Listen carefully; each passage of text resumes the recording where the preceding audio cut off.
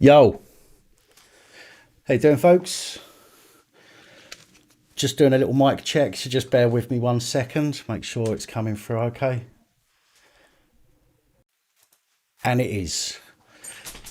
How's everyone doing? How you doing, Daddy Horn?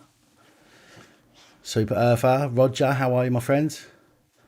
Stuart, how are you? Evening Society X. Neoscota, or Neoscotia. I don't know how to pronounce that. How you doing, Ivan? Brian, how are you? Hi, Gary. Callum. Psycho's Missus, how you doing? Banana, how you doing, my man? How you doing, Keith? Stevie Mac.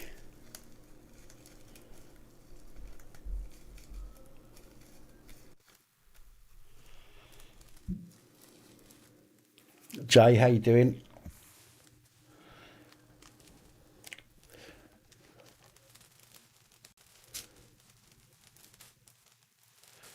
Right, first and foremost, people, I have been a busy boy this week doing some decorating. So please forgive the absence this week. Unfortunately, yeah, I was meant to have a shave before I came on, Robert, but I didn't get a chance to, so I look a bit of a tramp tonight. So forgive me for that. But yeah, I've been doing decorating this week. Had to literally strip the front room, the hallway, the bathroom, and some of it's done, but it's not all done. So I'm going to be finishing that off this week, in between my videos, and yeah, at some point next week, I won't be showing you all my rooms, but at some point next week, I'll show you what I've been up to in the lounge, because I'll be able to do the occasional video in there as well. So some of you may have noticed our little friend is back. There he is. So now there we go. We've got a whole row of them now.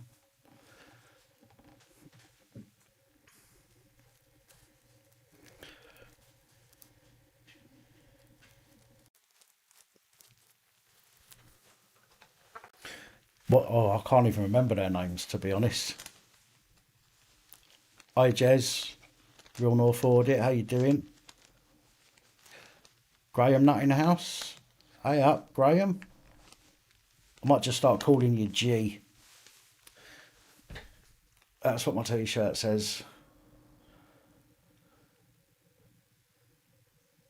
Do do do.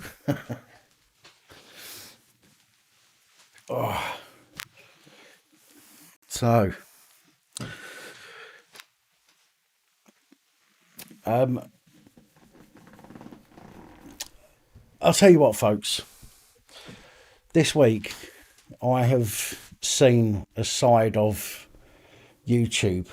I mean, don't get me wrong. I know there's trolls out there, right? There's some trolls, and people say some nasty things to people. But do you know what? This week, I've seen some really vile things from people.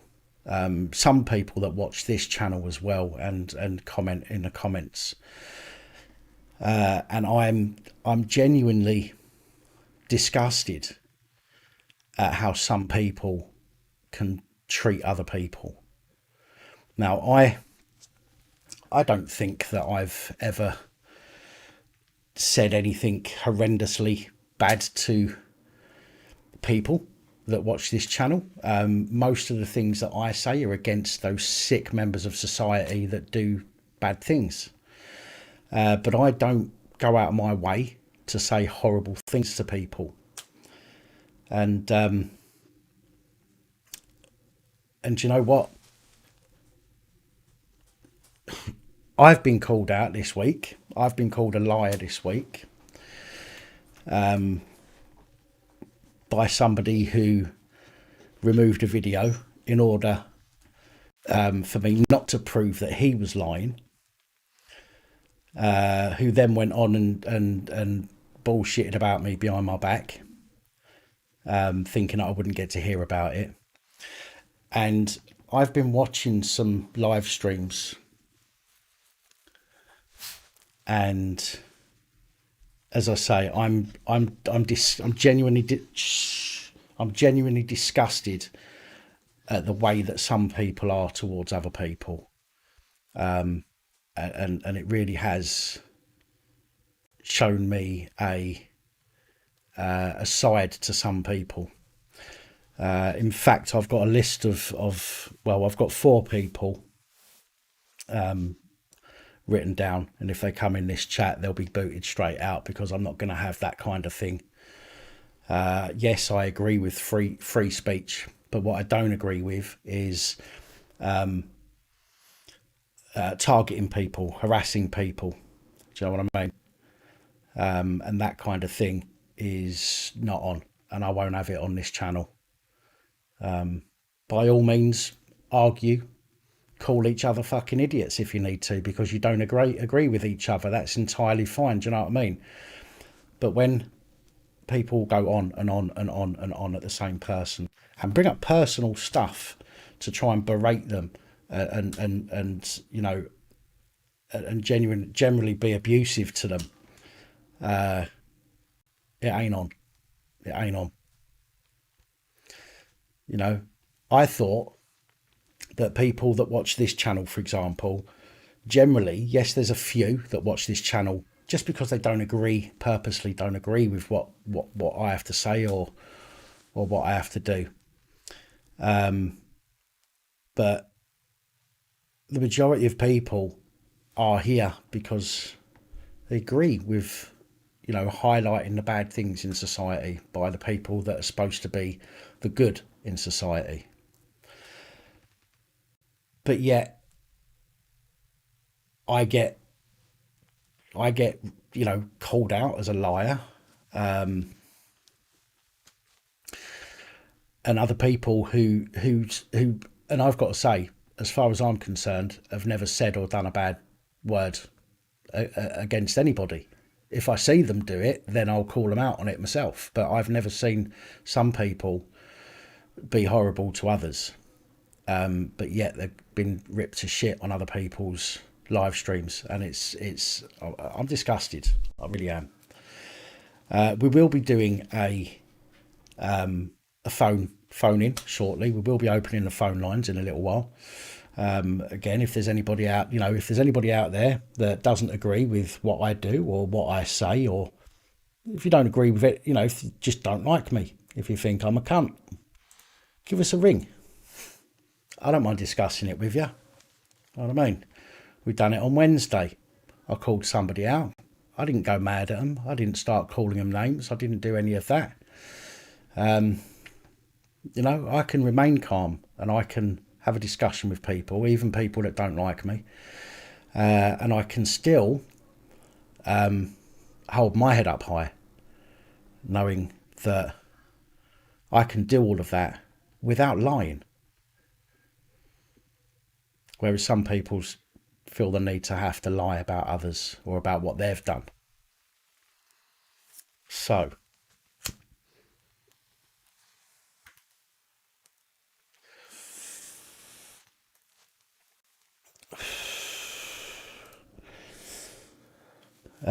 so there we go. Anyway, I just wanted to put that out there. If there's anybody watching this who, and most, you know, the people that I'm talking about probably know who they are. And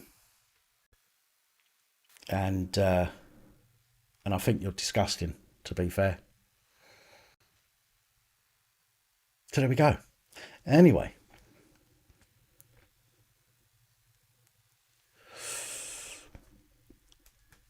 we all need to sit together.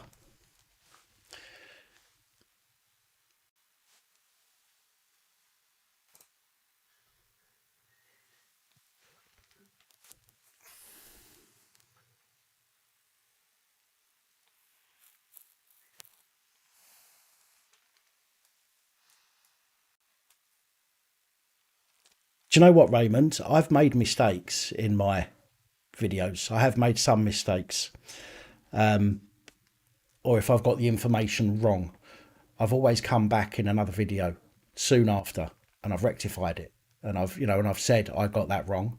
Here is the update or the amended version, for example, and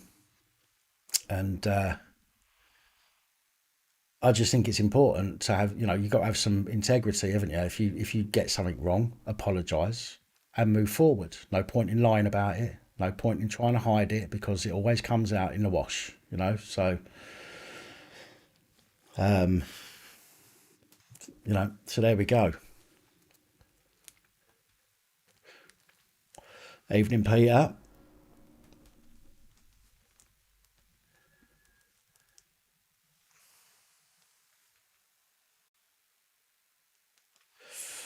Thank you, Dennis.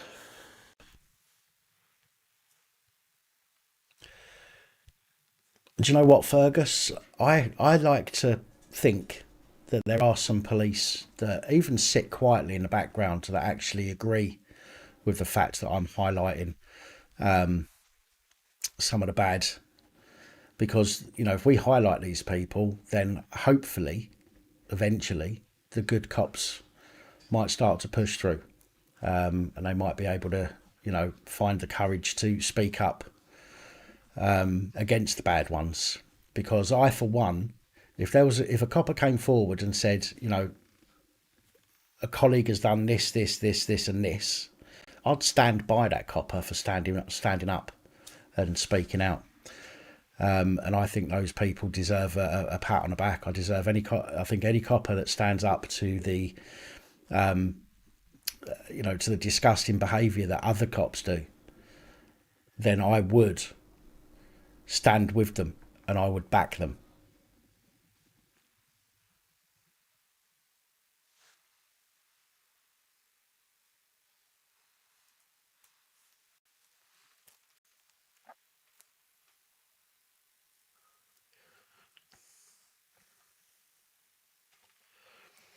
Subject access was told his press card isn't being accepted.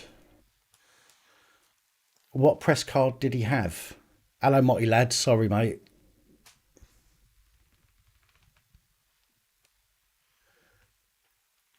Well, that's what I'm saying, Blimp. If there was any that stood up and stood against the bad practices that other police follow, then then I would back those coppers for standing up against the bad ones.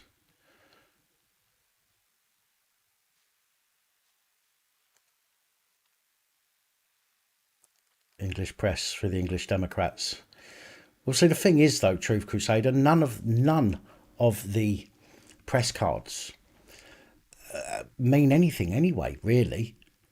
The NUJ is a union for journalists. Okay, all that says is you're part of a union. It doesn't really mean anything apart from you get some benefits for being part of the union. It doesn't mean that you're a. It doesn't mean that you are a a decent journalist. It doesn't mean that at all. It just means that you've had something published somewhere.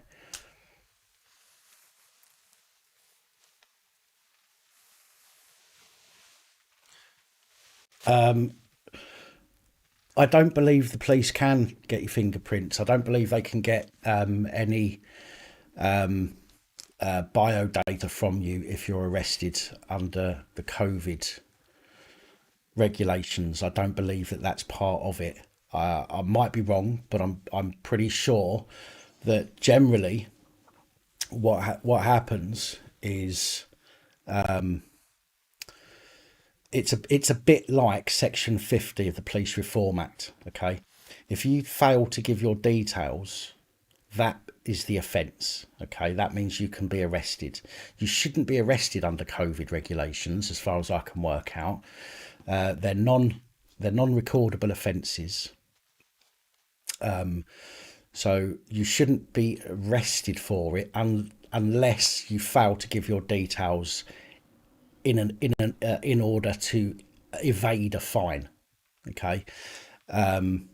However, I don't believe that they can, because Section 50, all they can do is take your photo. They can't take any DNA from you. They can't take fingerprints from you. All they can do is take your photo under a Section 50. So under Section 50, you could, by rights, just shut up for 24 hours and then they'd have to let you go. I mean, I'm sure they've got some tricks up their sleeve to get you to speak and to whatnot, but I'm pretty sure that under the COVID regs, it's a similar thing. They can't get your, oh shit, they can't force DNA or anything like that from you in order to see who you are.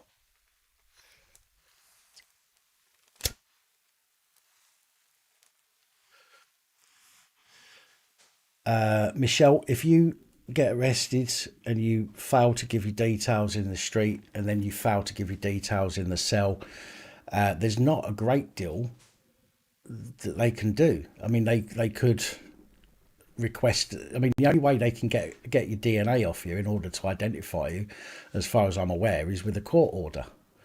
And I can't imagine a court issuing a court order to forcibly take your DNA or fingerprints to identify you.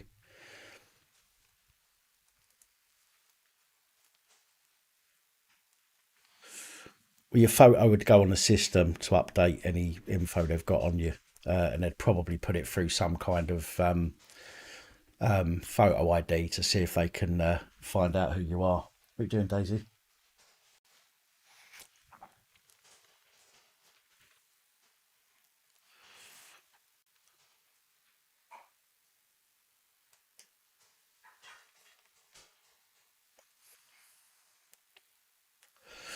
Do you know what, DeWhip?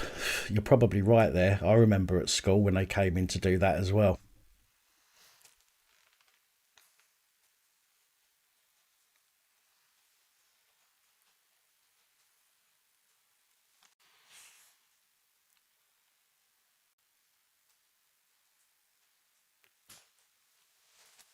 Yeah, photos of tattoos. There you go, coppers. You don't need a photo, just get a screenshot of that.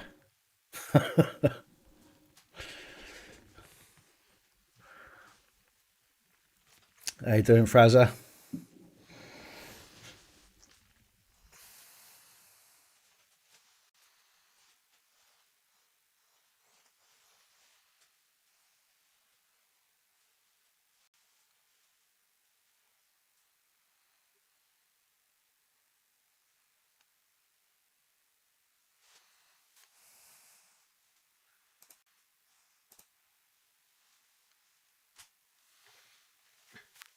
What you doing there, girl?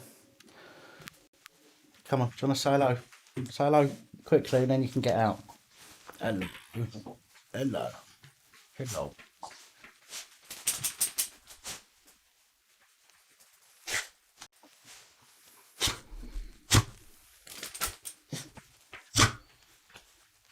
There you go. Off you go. Off you go. Alice's turn now. Hello, Alice. Hello, girl. Hello. Hello. Yes, good girl. Right, off you go then. Come on, off you go. Out. Out. Out. Out. Out. Out.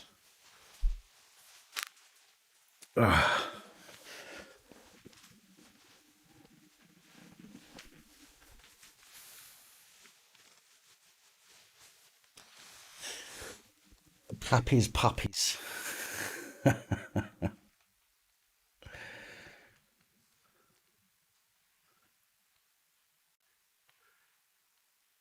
Kept in a cell for 12 hours. His dog kept at the pound overnight for public filming. They released him with no charges, but kept all his property.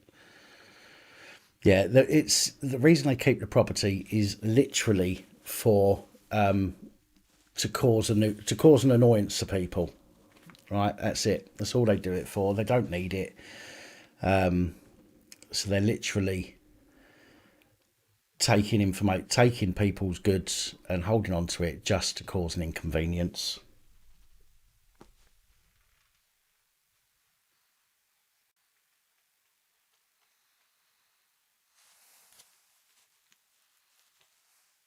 How you doing, Joe? Joe Black. Oh,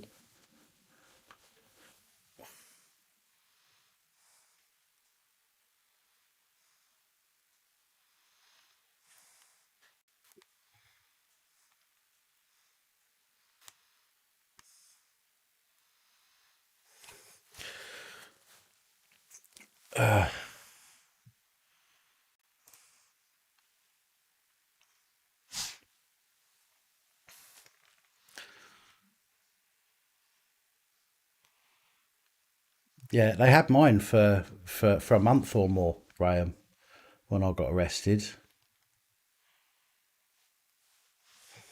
So, anyway, we're not going to do too much talking. Well, me talking anyway. We're going to open the phone lines in a few minutes, and we'll get a few people, get a few calls in.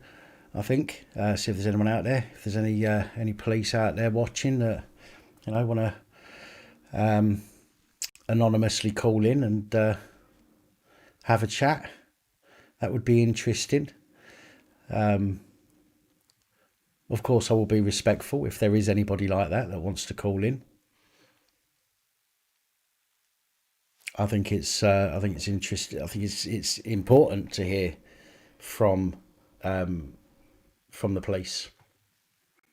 I think it's important to understand where, if we can, where or what and how the police are thinking about certain things.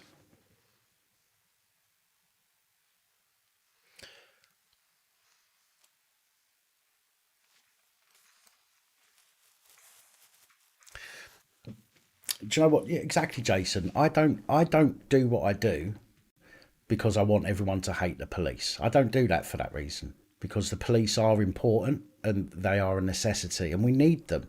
We do need them. But quite evidently, there are too many police that are certainly going against the grain, shall we say, to the point where they are giving they are giving the police a bad name, not people like us exposing the bad practices.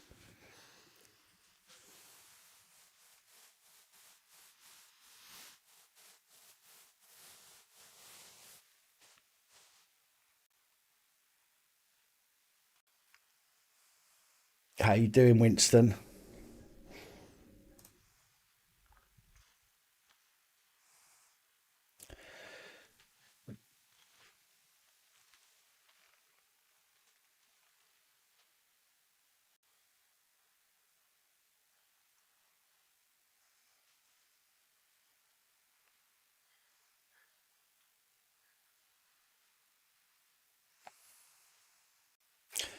I'll have a look at those videos a bit later. How you doing, Pedro? Do you know what, Bill? I think the you see again the thing with press cards is that they don't all come from a central place. If they all came from a central place, okay, and independent journalists were recognised at that central place as well, then I think you would be able to use that as a way to identify someone who's press and someone who's not. But because any company can issue a press card, it means that the police can pick and choose which press cards that they want to approve, shall we say, which is why some of them will be turned down, even though they're genuine press cards from an issuing company. No, not government approved. There's no such thing as a government approved journalist. You would have a government approved propagandist, but yeah, definitely not government approved journalists. That's right, Super Earther. That's right.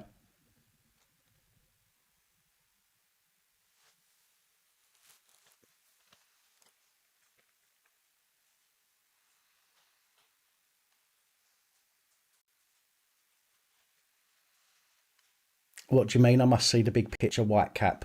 What am I missing?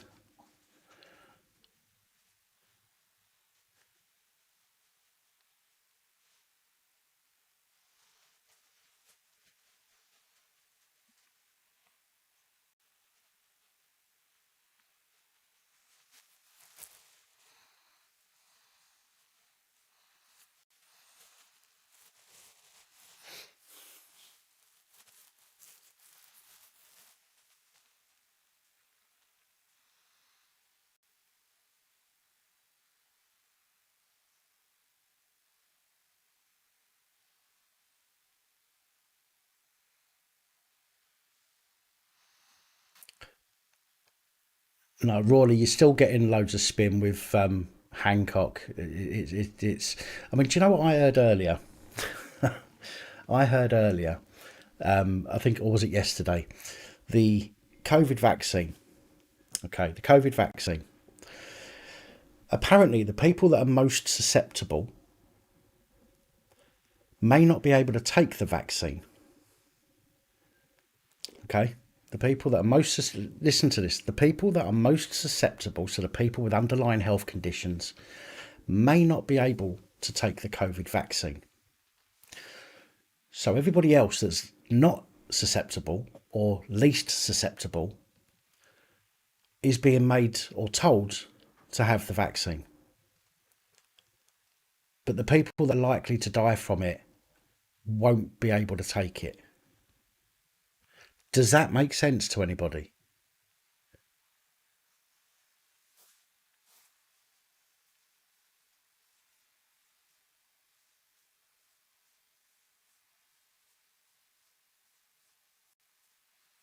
There is absolutely no common sense in this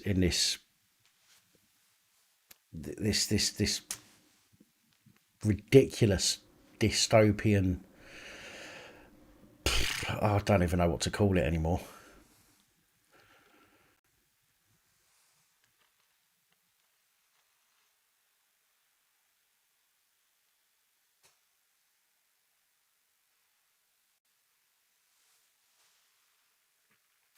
No, but Stuart, what they're saying that they will have to look at other ways to protect those who are most susceptible.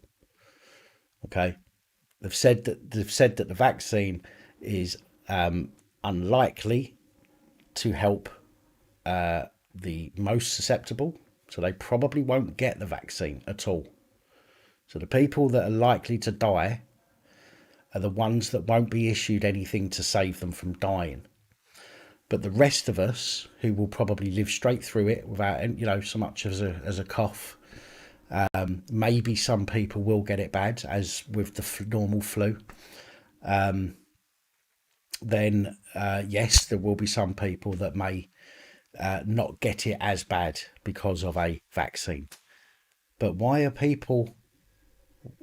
Why would you say the most susceptible people aren't going to get it? That's like saying to somebody. This is like saying to somebody, right?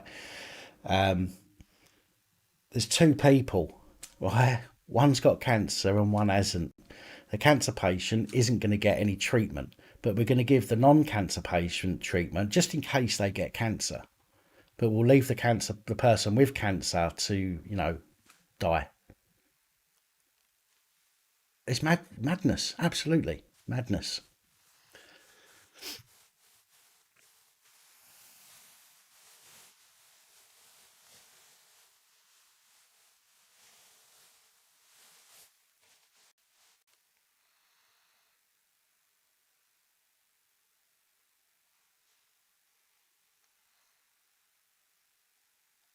King Kong, it's one of those things that's going to keep cropping up. Unfortunately, I don't want to talk about it. I don't. But if I hear, this is stuff coming from government when they say something that completely contradicts what they're trying to achieve. It's got to be brought up. It's just I don't know, man. It's just completely messed up the whole lot.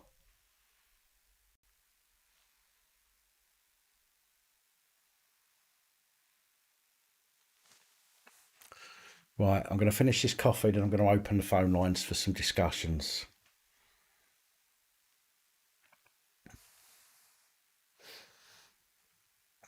So, has anybody been up to anything else this week? Anybody had any interesting incidents this week?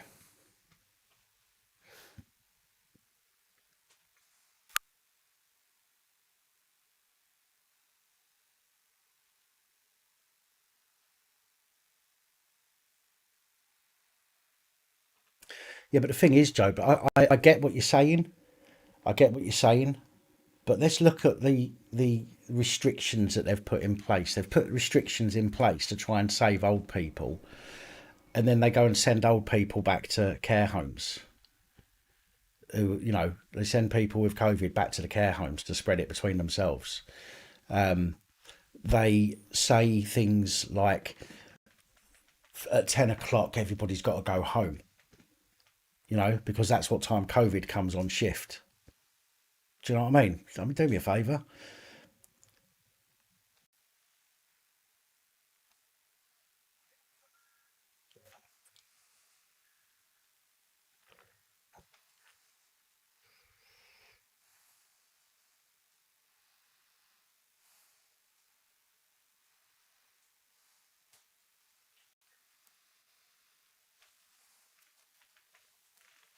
Oh, and the other thing as well, which really got my goat. Now, what is it? If you have symptoms of COVID, you've got to lock down for 10 days. If you are notified, or if you have been around somebody with COVID, you've got to lock yourself down for 14 days. However, they're going to give you, what is it, 5 days over Christmas. Going to allow you to have 5 days over Christmas, but then they're going to wipe out your January by locking you down for the entirety of it. When you only have to lock down for 14 days if you've been near somebody with COVID, but they're going to take 25 days of your 2021. Really? Because that makes a lot of sense, doesn't it? Shocking. Shocking.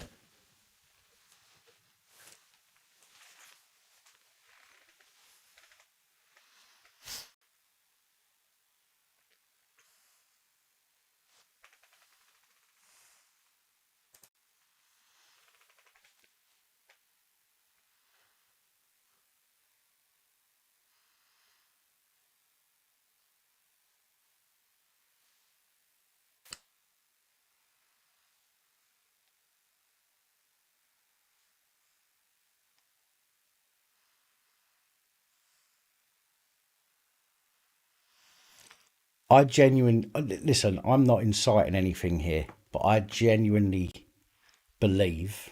Let's choose my words carefully. I genuinely believe that lots of people will, after Christmas, say enough's enough. Enough is enough. You have wiped out 2020.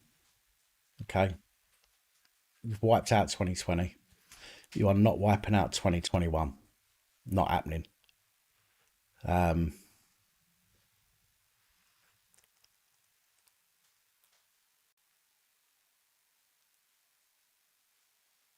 There has to be a breaking point, and if people, in my opinion, if people allow this to go on for another, into the new year, okay, into the new year, when there are there are other issues that have been dealt with in far quicker time. I don't want to get too. I don't want to get too into it. I know we've been talking about it for the last 10 minutes or so, but there is an issue here, and we need to do something about it. I personally can't see all of the people that have put up with it this year. I can't see them, or some of them are going to get to 2021 and they're going to go, hang on a minute, you're going to take another of our years. You're going to wipe out another year of our life. I can't see that happening. Can't see it happening.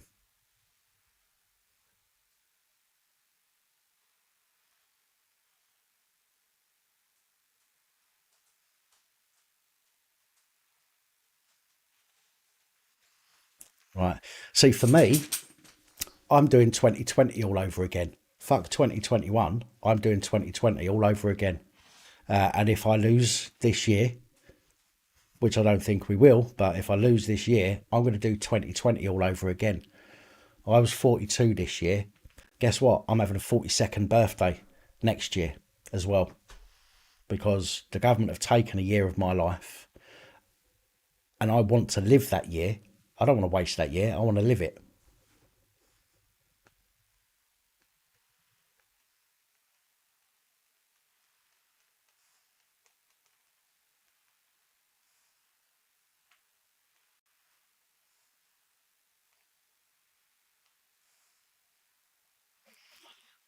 Random hermit, it works out however I want it to work out up here.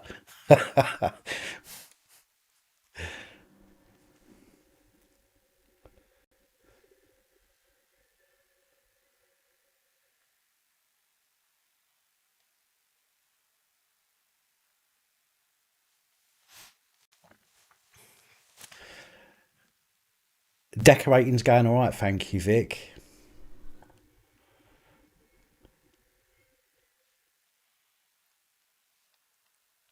Seriously, I genuinely, I think everybody should just go, do you know what, 2021, no, 2020 again.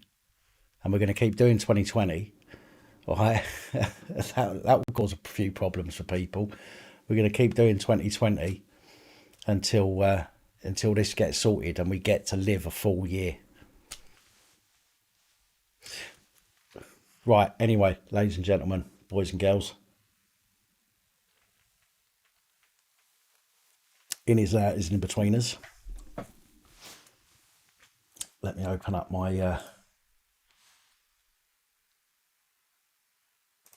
Skype because it's not open yet.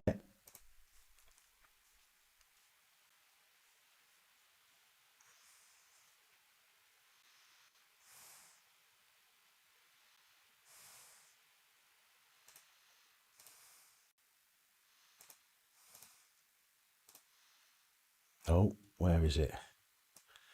Why are you not showing there?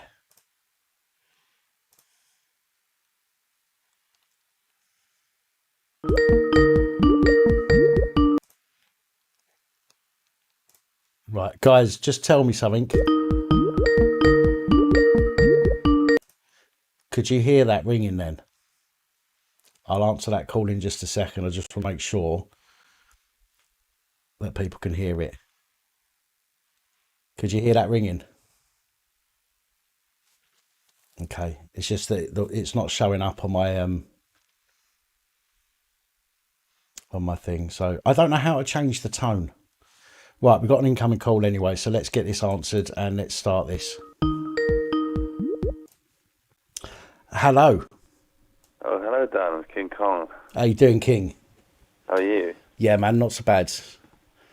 Right, listen, about my comment earlier, and I typed in the comments, I said, look, I wish everybody stopped talking about COVID all the time. I want to debate that with you. Right, okay. Right, my opinion on it, right, and we've all got our own opinions. We're all allowed our own opinions. We've all got to respect our own opinions, yeah? Absolutely.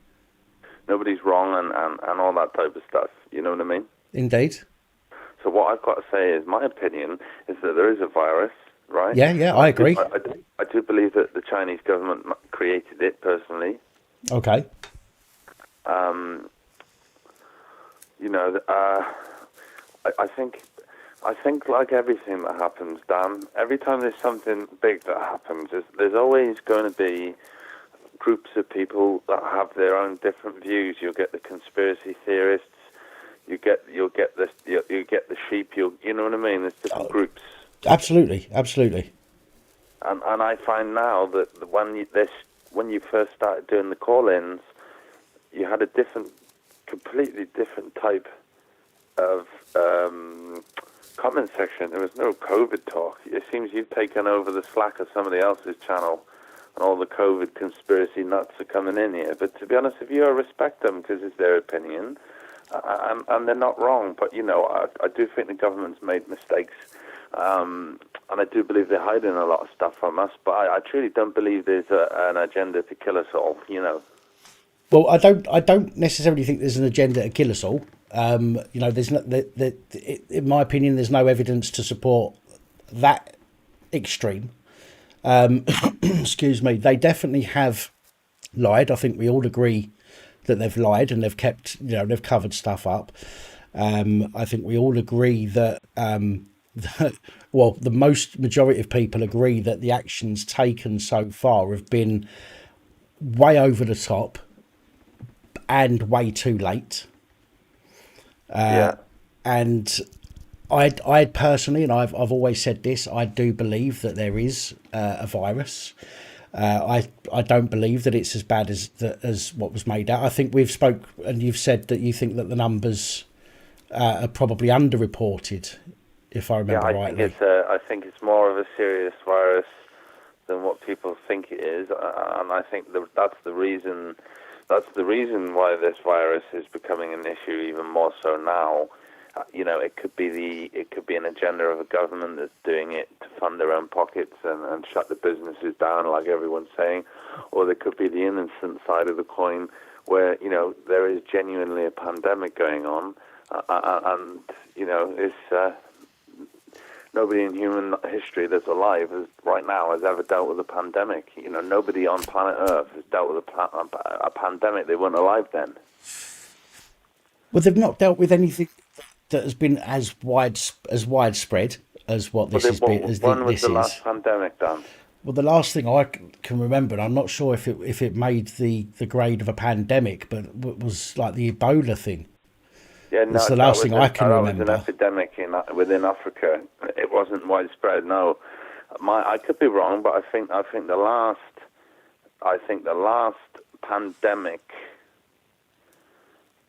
was the Spanish flu, and if that is correct, and I could be wrong, then nobody on planet Earth has got any experience of dealing with a pandemic, so nobody can be right, can they? No, you're right. Yeah, but of course, mistakes are going to be made when dealing with something new. Totally get that. See, I just think there's a lot of conspiracies going on right now, especially with the vaccinations. I understand that there have been incidences where people have caught multiple sclerosis and hepatitis. After hepatitis vaccine, they've had multiple sclerosis a day later. I've heard of that, and these risks do exist, and I'm not out ruling that, saying that that's false, because they do. You know what I mean? Pfizer, for example, I think they've had about $100 billion in lawsuits against them. That's right. Yeah. Six young children, I think, died in a trial. And again, as I mean, I'm not a virus. I'm not a vaccine denier. Rather, I've had vaccines in my time, and I might have lost a few brain cells, but I'm not sure that's from vaccines. I take medication. Do you know what I mean? I know there's people that disagree with meds, and that's absolutely fine. But for me, I know when I'm not taking my meds because they affect me really badly.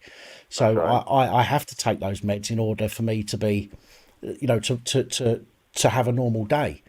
I know people say, well, if you come off them and you learn other ways to manage, I understand that, and eventually that's something that I'll have to do. But in a short time, I have to take something that helps me get through day to day. And for me, it's thing medicine. Is that, Dan, is that people say, well, you don't need medication, just get up off your ass, you'll be fine. But I'll give you a reference point. I've got a good friend that has MS, multiple sclerosis, right? And his legs don't even work some days. He can't even stand up. Yeah. His legs just don't work. They physically don't work some days. And he'll have spasms and fall over in the middle of the road. Without his medication, he'd be in a wheelchair dribbling. Yeah. You know what I mean? So I do think they're necessary for a lot of things. Again, I agree. I think for me, with regards to this situation, is that they've been looking for a vaccine for the normal flu for God knows how long. They haven't found one. Right. They've been looking for a way to cure the common cold. Well, they haven't really, have they? Let's be honest. Well, it's just a public front that they tell you, because they can't make any money off of that really at the moment. Whereas this is such a big global thing, they know they can reap the rewards to the maximum. Well, they could. I noticed the statement Boris Johnson made yesterday on a conference or something. I remember him saying, "Oh, we'll give out as many vaccines for free as possible, but some people may have to pay." So that's basically saying, "Yeah, we're going to profit off this." Yeah. Well, it will. You know what I mean? They will do. So I'm not a sheep. I'm not saying that everyone's wrong. I'm just saying that the vaccination, if you want it, take it. If you don't. You know what I mean? Don't put other people off it, and don't tell everyone else it's going to kill them and all that, because everybody says the same thing about the flu jab. I had the flu jab this year and it made me seriously ill. I had it last week, Dan. I'm fine, mate. Yeah, no, I agree. I agree that if my point of view, I will say that I can't imagine how they've come up with vaccine for this in such a short amount of time that they can now turn around and say, "Oh yes, we think it's safe." I cannot fathom how they've come to that conclusion. Also, with things, for example, like they put a bill into Parliament because they want to be able to authorise their own vaccines without going through the European vaccination authority, whatever they're called. So the MRHA, is it, or something? Something like that. And they've put a bill in to say, well, we don't want them to authorise our vaccine. We want to authorise it ourselves now. Well, why? Why was it so bad having it authorised by somebody else? Do you know what I mean? Rather than people that are set to profit. I'm going to take the vaccine, but it'll be years down the line, I think. Yeah. I want to see what happens first. I don't want to be jumping into a fire pit. Of course. You heard diazepam all those years ago, mother's little helper, and all those addicted women. Same as lorazepam, they had like 10, 20 billion lawsuits against them. They said it wasn't addictive, it's not harmful, and then bang, bang, bang, So I'm not saying you're wrong or anyone's wrong about the pharmaceutical companies. They're not there to cure you, because if they cure you, they can't make no bloody money, let's be honest. As you quite rightly said at the beginning, everyone's got an opinion on what's going on. You've got lots of people with lots of different opinions. Oh yeah. And we can you can almost group people's opinions into probably 4 or 5 different types of people. Every single one of them as the same right as everyone else to have that opinion, to be able to share that opinion. I think that trying to persuade people by lambasting them and calling them out, for example, to embarrass them or whatever it might be, I think that's wrong. I think you should respect other people's opinions. If you turn around to me, for example, and say, I am a full-on believer, everything the government said is 100% true, and I'm taking the vaccine on day one, I'll be first in the queue, then that's absolutely fine. And I'll respect that, because that's your opinion.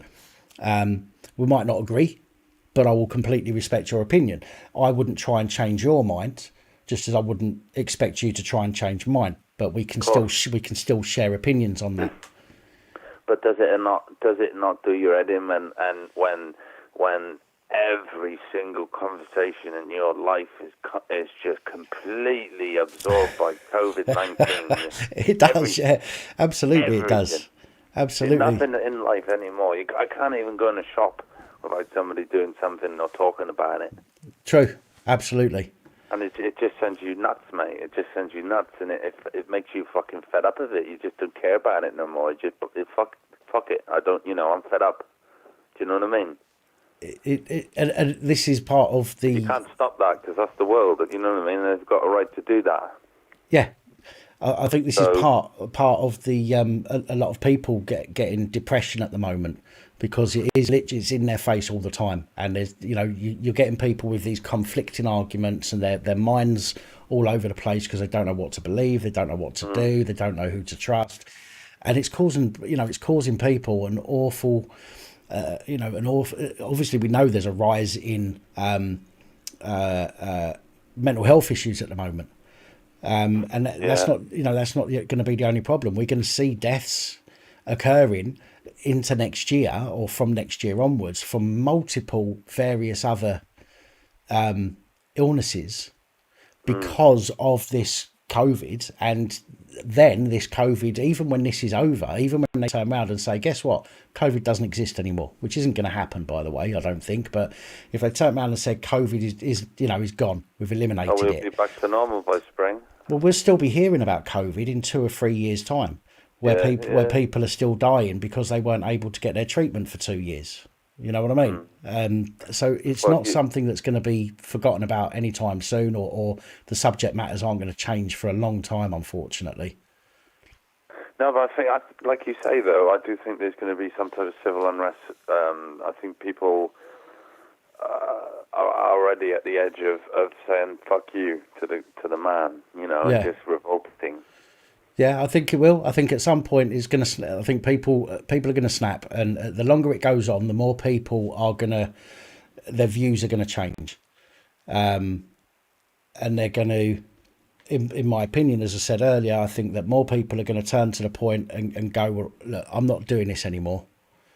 Do you know what I mean? And they're going to go, no, we've got to change our thinking. We can't just keep going along with this and have more of our life wiped out, and more of our rights wiped out. There has to be a breaking point, and to be honest, I don't think it's that far off. I genuinely don't. They've already made it illegal to protest. Yeah. Only two people in a protest now, isn't it, or something? Well, they shut down Speaker's Corner, I think, today in London or whatever that is. Well, I need to look at these videos. And there was a guy arrested there the other day for speaking whilst not exercising. So they're targeting people that are using their freedom of speech, their human right. Well, if everybody's jogging on the spot, there's not a lot they can do. Well, it's the thing is with these coppers, they'll say, well, you weren't jogging fast enough back in the van, Yeah, no, you're right. Absolutely right. So, but I'll let you go, Dan. It's been nice talking to you. No again. Worries. Always a pleasure, Kim. Pissed everybody off in the chat, but it's an opinion, and hopefully I haven't offended anybody. You know what I mean? Mate, no problem at all. Opinions are always welcome when people put them across in a way like you have. So thank you. Yeah, big up to Graham and everyone else in the chat. Catch you later, Dan, mate. Take it easy, my man. Cheers. Bye-bye.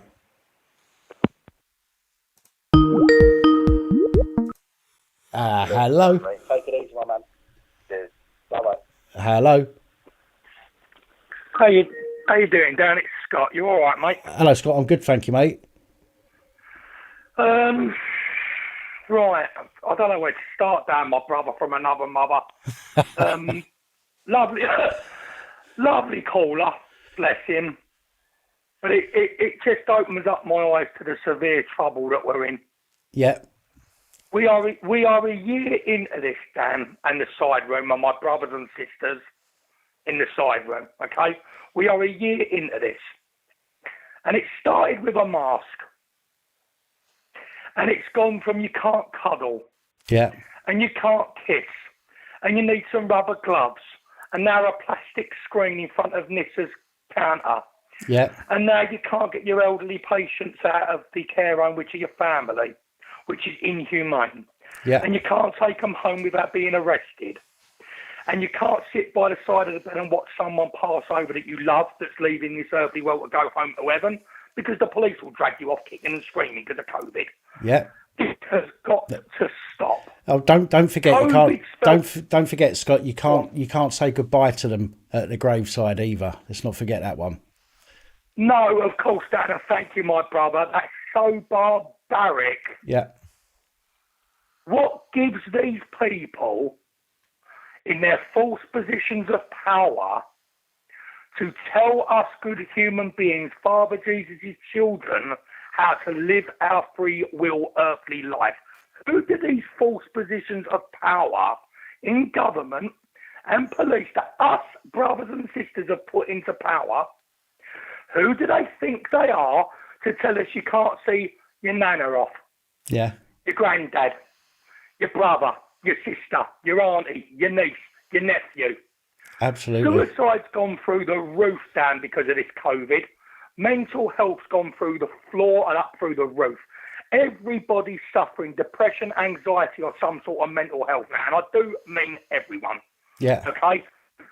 We are not born, Dan, and my brothers and sisters in the side chat that I love and adore, we're not born to live our earthly life like this. I've had the most miserable year ever, and it's going to get worse and worse and worse and worse and worse. I'm going to tell you all something now.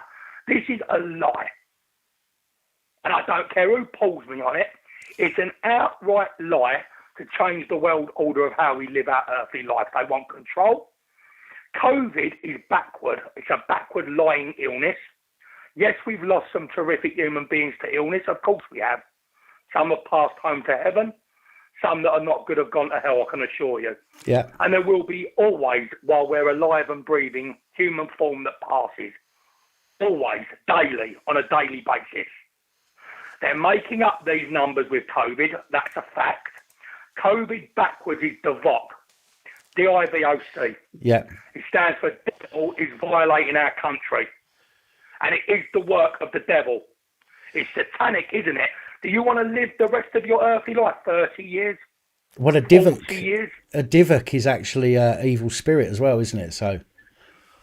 Well, you've told me something that I didn't know. One day that just come to me out of the blue.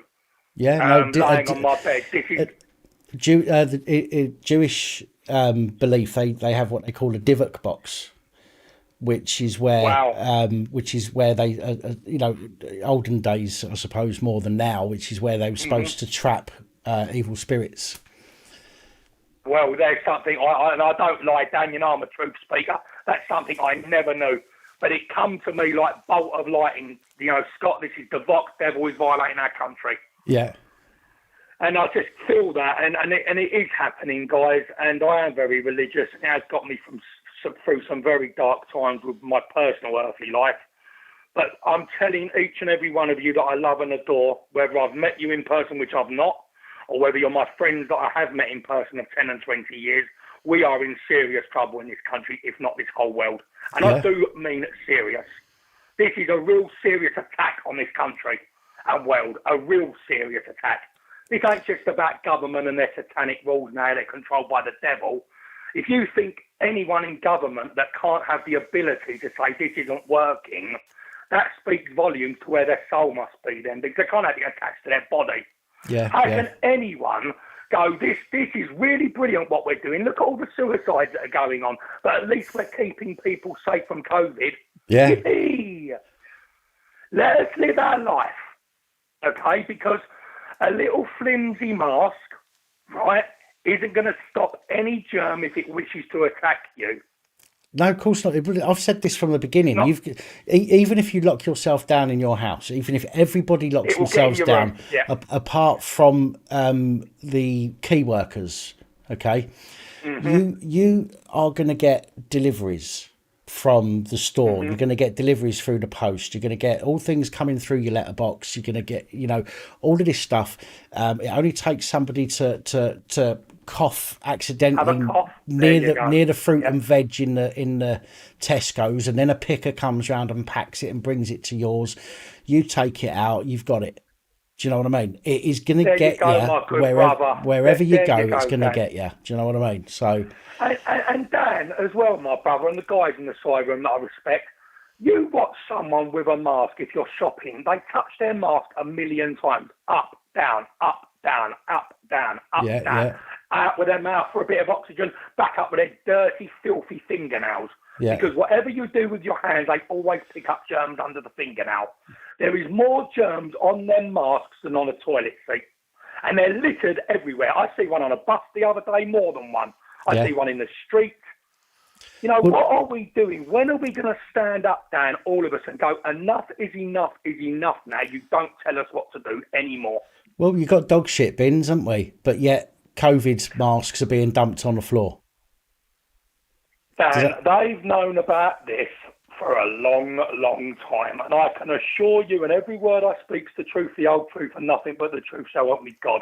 They've been testing us for years with bird flu, swine flu, this flu. How have they conformed? Have they behaved? Have they done what they should have done? And now they've dropped the bomb. bit of this, see how you cope with this. And every time we don't go back at them, they pull out another satanic rule. Yeah. Another satanic rule. Then the information goes back to government. How did they perform with the lockdown at the pubs? Did they behave themselves? Did they put the details over? Every time, Dan, it goes back with a positive tick that we've all gone like sheep, nodding dogs like a Churchill puppet in the back of a car like the old advert, nodding up and down. Yes, Boris. Yes, government. Out comes a big red book. Out comes another load of satanic rules. Now, if they can release a 5-day Christmas period, Dan, to celebrate what you call Christmas, what I call Christmas, but I celebrate Father Jesus' birthday as well and always have. Right. Now, if they could do that for 5 days, Dan, they can do it right now. Yeah, I don't disagree with that at all. My brother. As I said earlier on, if you know, to say we'll let you do what you want for 5 days. Yes, there's going to be some restrictions. They'll probably say no more than 6 people or some shit like that.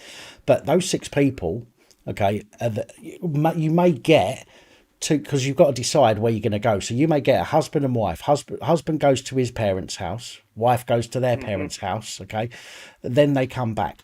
The people in the houses they're visited may want to go and see another member of their family. Okay. There you go. Yeah. And then, you know, so what you're doing is you're going from 2 people to 6 people to 12 people. Do you know what I mean? So it is going to, if there's a virus there that's going to spread, it's going to spread regardless. You cannot say that, allowing 5 days over Christmas is going to be okay for such a deadly virus. It's going to be fine. We'll let you have 5 days, but then we're going to lock you down for 25 days. Yeah. See, this is the thing, Dan, isn't it? They're giving them the old, it's like the Willy Wonka's golden ticket, innit? Yeah. Here you go. Have a cheeky 5 days. Please don't get the ump when we lock you down for another month. Yeah. Because what we'll do is we'll say, we did give you Christmas, but Dan, they know in powers, false powers that they are, of government, on the earthly world that we live, that we will not celebrate Christmas, and we will not go and see our loved ones. So they're going in government behind the closed doors. They're going to do it anyway, Boris. We might as well look good.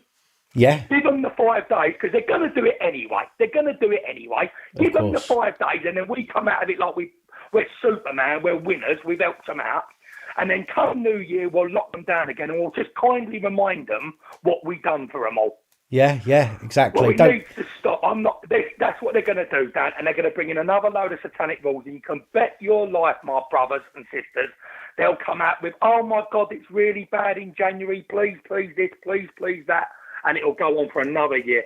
Mate, I'm with you, absolutely with you there, totally. But as you just said it there, what you get is at some point during January, they're going to turn around and go, listen, people, out of the goodness of our hearts, we put everyone at risk by allowing you to see your families. Yes, my brother, Dan, you see it how it is, my mate. Make you feel guilty enough to now go into lockdown and do as you're told and comply. Dan, that's exactly it. It'll be the softly approach, won't it? We've gone out of our way to give you a cuddle. Don't go against us now, and it'll be that nudge, wink. We're doing it for you. Please bear with us. We're doing it for you. I can assure each and every human being living and born from their mother, they are doing it for them. Yeah. They're doing it for them and what's being chanted in the London streets of the New World Order. They don't want us with cash. They want us on a card. They want us on track and trace. I went to McDonald's the other day. They wanted my inside leg measurement. They wanted to know what time I went to bed. I mean, I'm making a joke of it, but they didn't really want all my information. Yeah. And I thought, I want a Big Mac meal. I'd like to have a chat with Ronald McDonald. I don't want to tell you what my mobile number is, what my email address is, where I live and what size my waist is. But Dan, it's getting unbearable. I don't even want to go out shopping when the shops are open now because it is absolutely miserable. Barked at, mask, go this way, stand here, stand there. It's turning in. And I'm pleased, my brothers and sisters, I love you all. Please listen to me, and I'm telling you the truth. We are in serious trouble. This is really going to turn into a world that you will wish not to be living on. And you'll be praying to pass. The thing is, we've got to stop thinking about ourselves. Okay, Yes, we have. We've got to think of everyone else now. Not what I mean by that is, if we think of ourselves, all we're thinking about is the here and now and what's going to happen tomorrow. Okay, what happens tomorrow is nothing compared to what's going to happen in 10, years' time, when our children are Thank growing you, up. Dan. You've said Okay, what I've said because you've got children, Dan, haven't you? Sorry to I have. interject. No, go on. You've got children, and I've got children. Even though I don't see them, I still love my Jimmy Joe with all my heart and always have done. We're leaving a world where if we don't care about ourselves at 43 years old and 42 that you are, if we don't care, right, enough, which I know me and you do and others do, start standing up and caring for your children and their children, because we're leaving this world in a terrible place. Yeah. Everybody can go on about miserable. Everybody's been going on last year. Everyone was going on the year before. Everyone's going on about how, we can't leave our world in the state it's in with global warming and trash and this, that and the other for future generations. We can't do it. We can't do it. We can't do it. But we can do this to them. But we can have all their rights stripped from them. We can have them under lock and key at the whim of somebody in a perceived position of authority. Do you know what I mean? And we're happy for that to happen. But we're not happy for people to throw a crisp packet on the floor. Exactly, Dan. You've hit the nail on the head, and it's just getting worse and worse and slowly worse. Now, I've been seeing it for ages. My friends of 10 and 20 years will tell you about me and how righteous I am and how truthful I am. And I've seen this coming, and I've warned everyone it's coming, and it's coming fast. Yeah. Because we're not standing up. There's not enough of us going, do you know what, Boris? Boom, I'm not wearing a mask no more. Yeah. I'm not doing these rules no more. I'm demanding my public house opened up and come and arrest us all. You can't put 10,000 people in jail, 20,000 people, 30,000 people, 40,000 people. We need to start gathering traction and quickly, Dan. Well, obviously, I've got to be careful what I say because I can't be seen to be inciting anything. I appreciate that, my brother. I get you. I do believe that it won't be long, and as time goes on, more and more people, their eyes are going to open. I'm not suggesting their eyes are going to open to all these different views. What I mean is their eyes are going to open to the fact that we cannot continue this. People are going to die. Unfortunate as it is, people are going to die. Okay, you cannot stop that. The average age, Dan, is only 83 years old to this illness. The average age of this COVID attacking is 83. Mm-hmm. The average age of life is 82 and a half. Right. So the statistics are saying that even though we've got this COVID, they're still outliving their life expectancy. Yeah. By 6 months. So we've stopped the world. We've stopped the whole world turning on its axis, pretty much, and we've stopped the whole world functioning as a human race because someone in government thinks it's a brilliant idea to do this. It's not a brilliant idea, and it's going to absolutely cripple us. It's going to cripple us. Mate, I don't know. It's just very, very worrying, Dan. It's very concerning because I've got such wide eyes that are open with this. And I just hope and pray that we all come together as a united front, as a human race. You know, Father Jesus, I'm religious. Some aren't in the chat room, but it's the way I am, and I hope you don't prejudice against me. But no, listen, I don't. Father Jesus didn't go on the. I know you don't, my brother, but I'm being trolled as well. Remember, Father Jesus didn't go on the cross, did he, for free will? For us to have free will to start stopping ourselves breathing with breathing masks, to, you know, have lockdowns and no humanity. Someone passed away recently. I couldn't even give her a cuddle. She lost her husband, and she's an older lady, so she's a little bit more susceptible to believing the rules of the satanic government. And I went to cuddle, and she went, oh no, COVID, isn't it? I can't. And I just thought, I can't even give you a cuddle like a human being does to another human being that's in a crisis. And that's the way we're living, Dan, is it? I know we're all turning our backs. We're not. When I say we're all, I don't mean everybody, because just let me get that clear. But when I say we're all, I mean as a race, right? As a human race, the majority of people are turning their backs on their fellow brothers and sisters, should I say? Fellow brothers and sisters. And just to get off the COVID, and I won't be much longer, guys. Please bear with me. The trolls are absolutely in their element with this lockdown because they know there is nothing for us to do. We are good human beings stuck indoors. If you're an auditor that I admire like you, some of the other great people that are doing work, they're out there and showing the world for what it really is. Mm-hmm. They're out there on the front line. Other good human beings are stuck indoors struggling perhaps with their mental health and are on the YouTube. These trolls are barbaric. I've been called the most barbaric things by some of these disgraceful, inhumane people that are ghosting me in a room and pretending they're me, Dan, in Rob's room. While I'm on the chat, Yeah. they posted as my name, Scott Andrew Hong, and they posted, Rob, I'm gay, I have a secret crush on you, while I'm sitting in the room and I'm posting as well. On top of that, they've mocked the loss of my son around Father's Day. Really? They've laughed over his birthday. Bastards. They've called me bipolar, mental, schizo. With the exception, we know who the police will believe. They'll believe us over you. We're going to ring up Ilford. We're going to do this. We're going to do that. We're going to do the other. Now, I'm not the sort of guy, because I'm not frightened of anyone, Rob, because I have no reason. Sorry, Dan. I have no reason to be frightened of anyone. When I speak the truth, the whole truth, and nothing but the truth. Yeah. So I do go back at these trolls and I put them in their place and I give them what for about come D-Day where they'll be going. Yeah. And they will be going. They've caused me great upset. So if we could all come together and just please be mindful that I'm not the only one being trolled. There's others being trolled in the side chat. God love them. And we all need to now, Dan, start building your room that's tremendous and needs to be awarded with some sort of award as far as I'm concerned from YouTube. There should be awards after all this. When this all finishes, okay, you and Rob, should be getting a pat on the back because you've kept human life alive. You've kept human life alive. I said this to you the other day and I'm saying it again, okay? You're reaching out to over 200 people, great human beings that are coming in the chat. They're obviously struggling, okay? Yeah. We're all having a bit of a struggle, aren't we, at the moment? What would happen, Dan, if you didn't have your room? What would happen if you didn't make time at 8 o'clock at night to come and help us? Well, I'll tell you I something, love you, Scott. brother. I'll tell you something. Good man. The other week, I had a couple of calls the other week, if you remember. Yeah. A couple of people phoned up who were in a pretty shitty place. And you know what? I genuinely have thought to myself since then, if they didn't have someone to talk to, where would they be?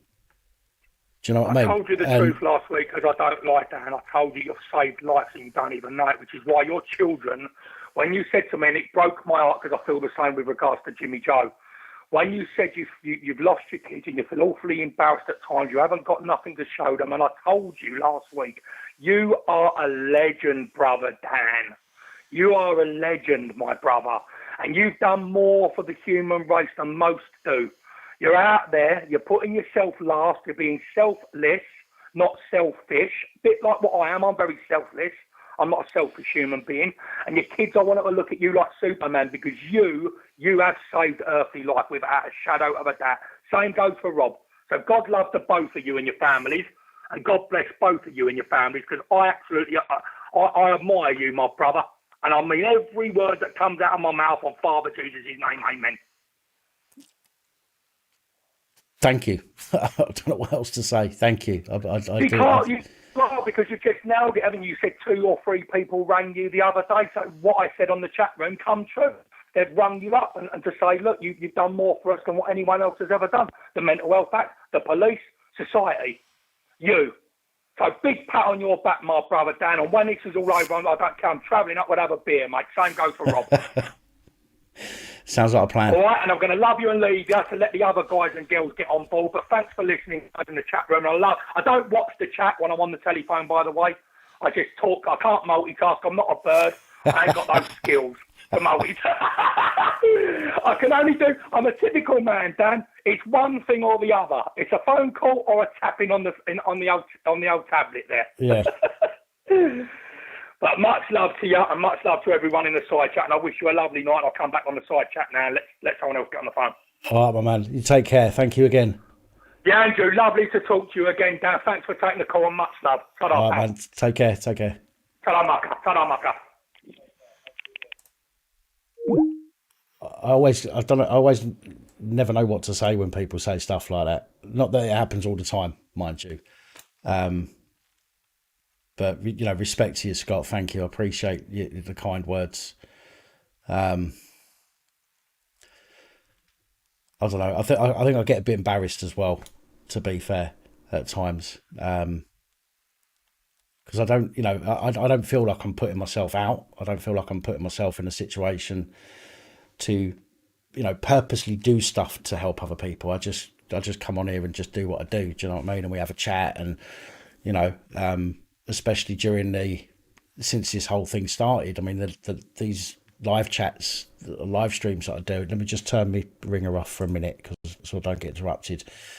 But I just come on and do these live chats because I know people are locked down. Do you know what I mean? I know they're stuck indoors, and God forbid having to put up with the partner for 7 nights a week. But I do this to give people something different. Do you know what I mean? We come on, we have a chat, we have a laugh, and that's all I want to. That's all I want to do. Just want to get people talking, and if we can help people in the process, if people need to talk and they want to get something off their chest in the process, then we do that as well. These chats are open to everybody, and we can chat about absolutely anything. Do you know what I mean? There's no structure to these ones. There was going to be, but this whole situation has dragged on and on and on, and so unfortunately we're still stuck with these random chats where we just talk about whatever's happening. Right, we've got somebody on the line. Come, let's get this answered. Hello, good evening. Hello. Yeah, Dan, sorry, mate. It's the second time in one night we got to stop meeting like this, really. It's King Kong. No worries. Go right, ahead. I want to call up and talk to you. Big up to Scott. Yeah, good caller. Great call, that was Scott. A lot of valid points raised there, mate. To be honest with you, changed my mind on a few things. But what I want to bring up with you, Dan, is Sweden, right? I watched a YouTuber called Simon Wilson. He'd done all the pound-a-day challenges and travelling all over the world for nothing and all that type of thing. Okay. And he's just gone to Sweden. They don't wear masks. There's no social distancing. Everything is completely normal. That's right. They don't even act like it exists. No, but do you know what the mainstream media turn around and say? Well, that's because there's less people in a bigger area. Do you know what I mean? So there's more space between people. That's what their argument is. There's more space between people. That's why their rates haven't gone up. In Sweden, it's quite an overpopulated place. Yeah, well, it gets me when they have to think of a rebuttal, don't they? When people turn around and say, well, look at Sweden, then the government need a rebuttal to that. So their rebuttal, and much of the mainstream media, is, well, there's less people in a bigger area, so to speak, which means there's more space between people, which means they're less likely to spread it as badly. But that's bullshit anyway. Because you've still got towns and cities where they're all closely packed together. You know what I mean? Everybody doesn't walk around 4 meters apart and stay that distance away from each other the entire time. I walk around the town and everybody just doesn't give a toss. It says, I walk to the left, everybody walks to the right. And in regards to Scott's comment there about masks not working, now, I'm not in disagreement that the masks don't work. The fabric face coverings, without a filter, correct. They're useless. All they do is stop you coughing it onto someone else, right? Yeah. Whereas the respirator masks that people used to use for sanding and painting, nowadays they use it for COVID-19, you can get from Screwfix Tool Station. Right. FFP2, FFP3, they're like 98% particulate filters. You ain't picking up nothing through them. Well, I spoke about this a couple of weeks ago. I think it was Which, the magazine Which. Yeah. Yeah, they tested some of the face masks, and they were literally saying in their whole article, which was to do with COVID-19, they never mentioned COVID-19 or coronavirus throughout the whole article. Okay, even though they were testing how good the masks were to help with the pandemic. Okay, and they even said that they were talking about bacteria. They never mentioned the word virus in the article. Okay, right. And viruses are minuscule compared to bacteria. Bacteria are way bigger. And they were talking about how the masks will prevent 90% of potentially harmful bacteria is what they were saying. Right. And they never mentioned the word virus, COVID, or coronavirus throughout the entire article. Okay, so my response to that is, for example, my father now has just come out of hospital recently, without going into too many details. He's got tuberculosis, TB, Right. which funnily enough, he contracted about 25 years ago when I was young. But with TB, it stays in your system. It's called latent TB. It can activate itself at any time in your life and make you severely, life-threateningly bad. You know what I mean? At any point, a click of a finger is activated. So I'm more scared about TB than I am coronavirus, because the treatment for TB is 6 months of hardcore antibiotics. Is similar to having chemotherapy. Yeah, yeah. Whereas COVID-19 is just a couple of weeks of misery or potentially dying, and you're done with it. Yeah. So to be honest with you, yeah, if the TB nurses wear them respirator masks with their filters in and they're not catching it, it's got to stop COVID-19, because a disease, a bacteria is a lot bigger than a virus, isn't it? Yeah, bacteria is, yeah. So if it could stop bacteria, which it can, because the TB nurses wear them, it's bound to stop COVID-19, isn't it? Unless it doesn't exist. That's the secondary argument to that. Well, I mean, COVID's a virus, and obviously viruses are smaller than bacteria. And I can only go on what I've... Sorry, 1 second. Live free. Thank you, my man. Much appreciated. Hope you're doing all right, my friend. Sorry.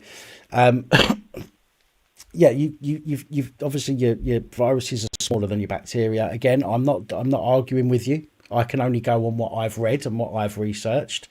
I'm not, there's going to be things that you know more than I do about. Do you know what I mean? I'm not saying I know anything about it. No, really. Yeah, I just said your. I just mean in general. We can only go on what we know ourselves and what we've learned and what we believe, I suppose. And that's why opinions are so important, and why we should respect people's opinions, because we all learn different ways, and we all learn something slightly different to the next person. But ultimately, I think we've all got the same goal in mind. We want this to be over. We want all of our rights back. We want people not to have to die unnecessarily. I think we all want the same goals. Yes, people are wanting to get there in different directions. People are going to take different directions to get to that same goal. But, fighting and arguing and all the rest of it with each other to get to that goal is going to prevent us getting to that goal. But getting back to, I just went off on a little bit of a mad one then, but I can only report on what Which had said in that report. Now, if I read something else that tells me that the masks are preventing the virus particles from getting through, the ones that they tested, for example, then I will then have to turn around and say, well, I've read something that says that the virus won't get through the mask. But at the moment, all I know is that the bacteria won't get through the mask, or 90% of the bacteria won't get through the mask. But there was no mention of virus particles, or in particular COVID or coronavirus, which I found very telling, especially when it's about those very things. But they completely swerved mentioning it. I think that a lot of that is there's not been much medical research into the effectiveness of it. First off, they told us don't wear them because they knew there was going to be a shortage of PPE. And then once they resolved the shortage, they said, yeah, go ahead, go and buy all the masks you can get. Every pharmacy was stocked with them, pack of 100 and that. It's like, what the hell? Obviously, you planned this. Yeah. It's a bit weird, mate. I've got a lot of mixed emotions about it and mixed opinions. I'm not even sure myself. Really, simple as that, Yeah, well, like I say, it's every. I always sound like I'm repeating myself.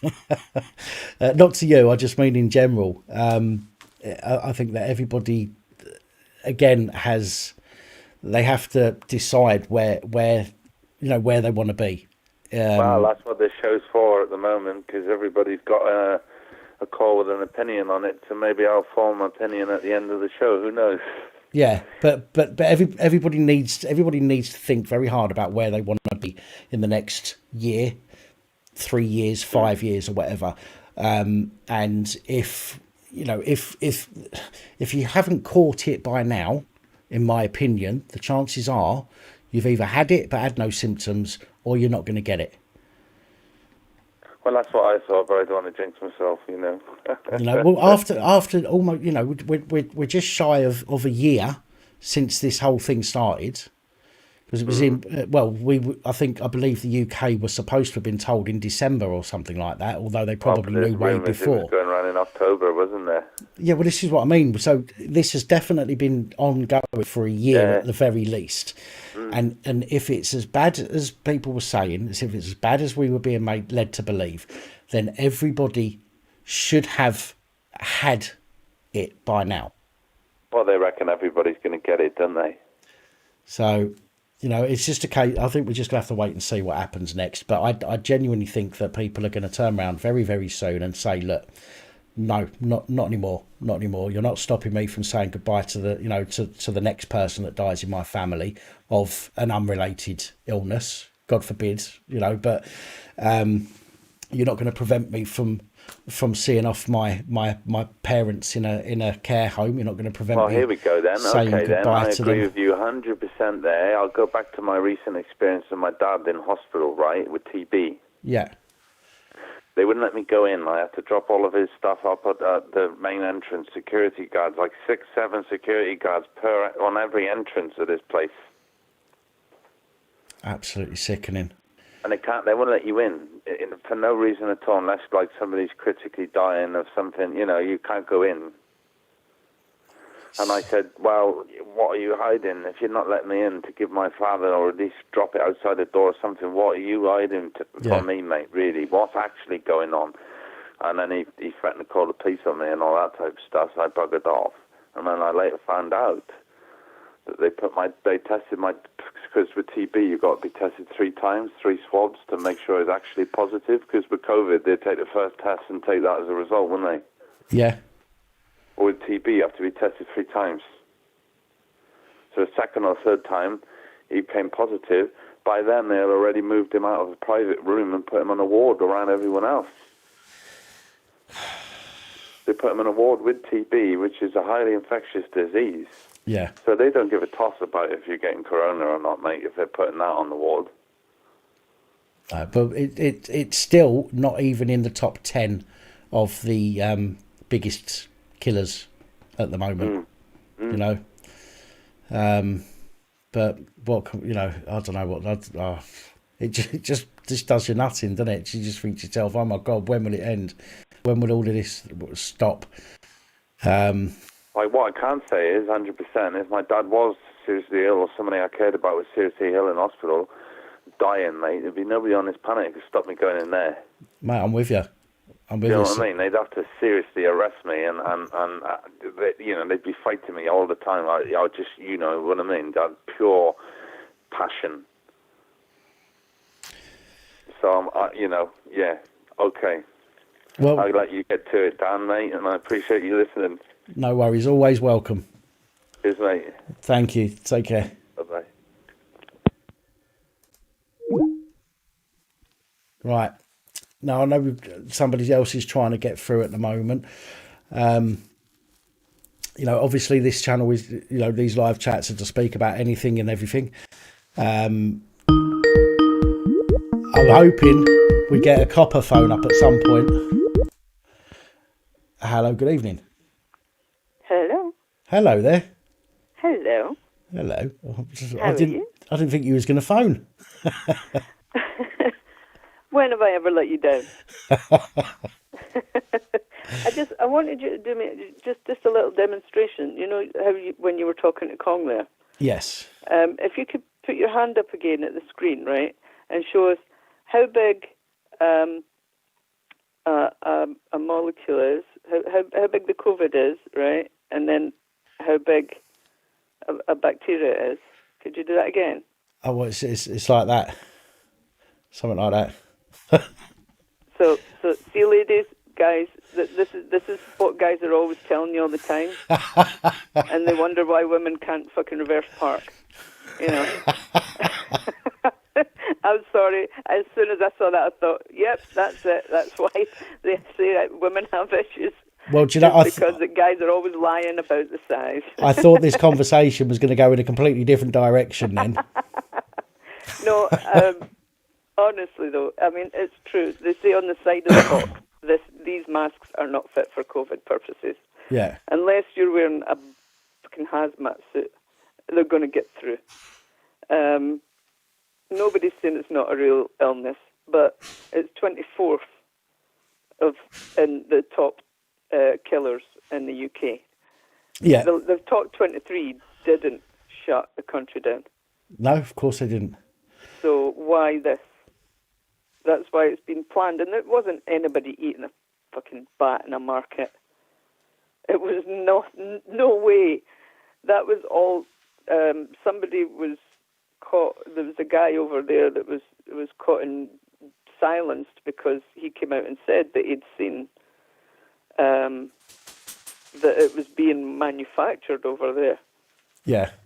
And was, well, say silenced, put it this way, nobody's seen him again. But it's going to end up, if we keep going like this, we're going to end up like North Korea. I mean, Jimmy Cranky's trying to get it up here already like that. I know. It as I say, there has to be a point where people genuinely click in that light bulb moment and they go, hang on a minute. Yeah. You know, I'm not doing this for another year. Do you know what I mean? Yeah. And by the way things are going, it looks like it's going to be pushed, you know, at least for the next 3 months, maybe 4 months at the very least. Well, they say to make a standard vaccine safe, it's up to 15 years. And I mean, look at what happened with the thalidomide. They never said anything about that when it was in the vaccines and stuff. And now they're giving them immunity. Yeah. So that no lawsuits can be brought against them. Why would they all of a sudden be giving them immunity? Because they know it's going to happen. There was always some kind. It was like an unwritten rule, from what I can gather. There was always some kind of unwritten rule about immunity for vaccine companies, because, you know, the way they see it is, you know, some people have got to die in order to see whether this works. Yeah, you have to, what's the word? Sacrifice a few for the good of the many, sort of mentality. Yeah, but now they've been given total immunity from everything. Yeah, Nobody will be able to bring any lawsuits up to these companies, no matter what it is. I mean, there's already people died from the testing. Yeah. Yet they're trying to push it in a couple of months. There's absolutely no way on earth that they could have a vaccine that is tested to the stringent measures that it should be tested to. Well, in the amount we of can't time. actually have a vaccine because this is called 19 for a reason.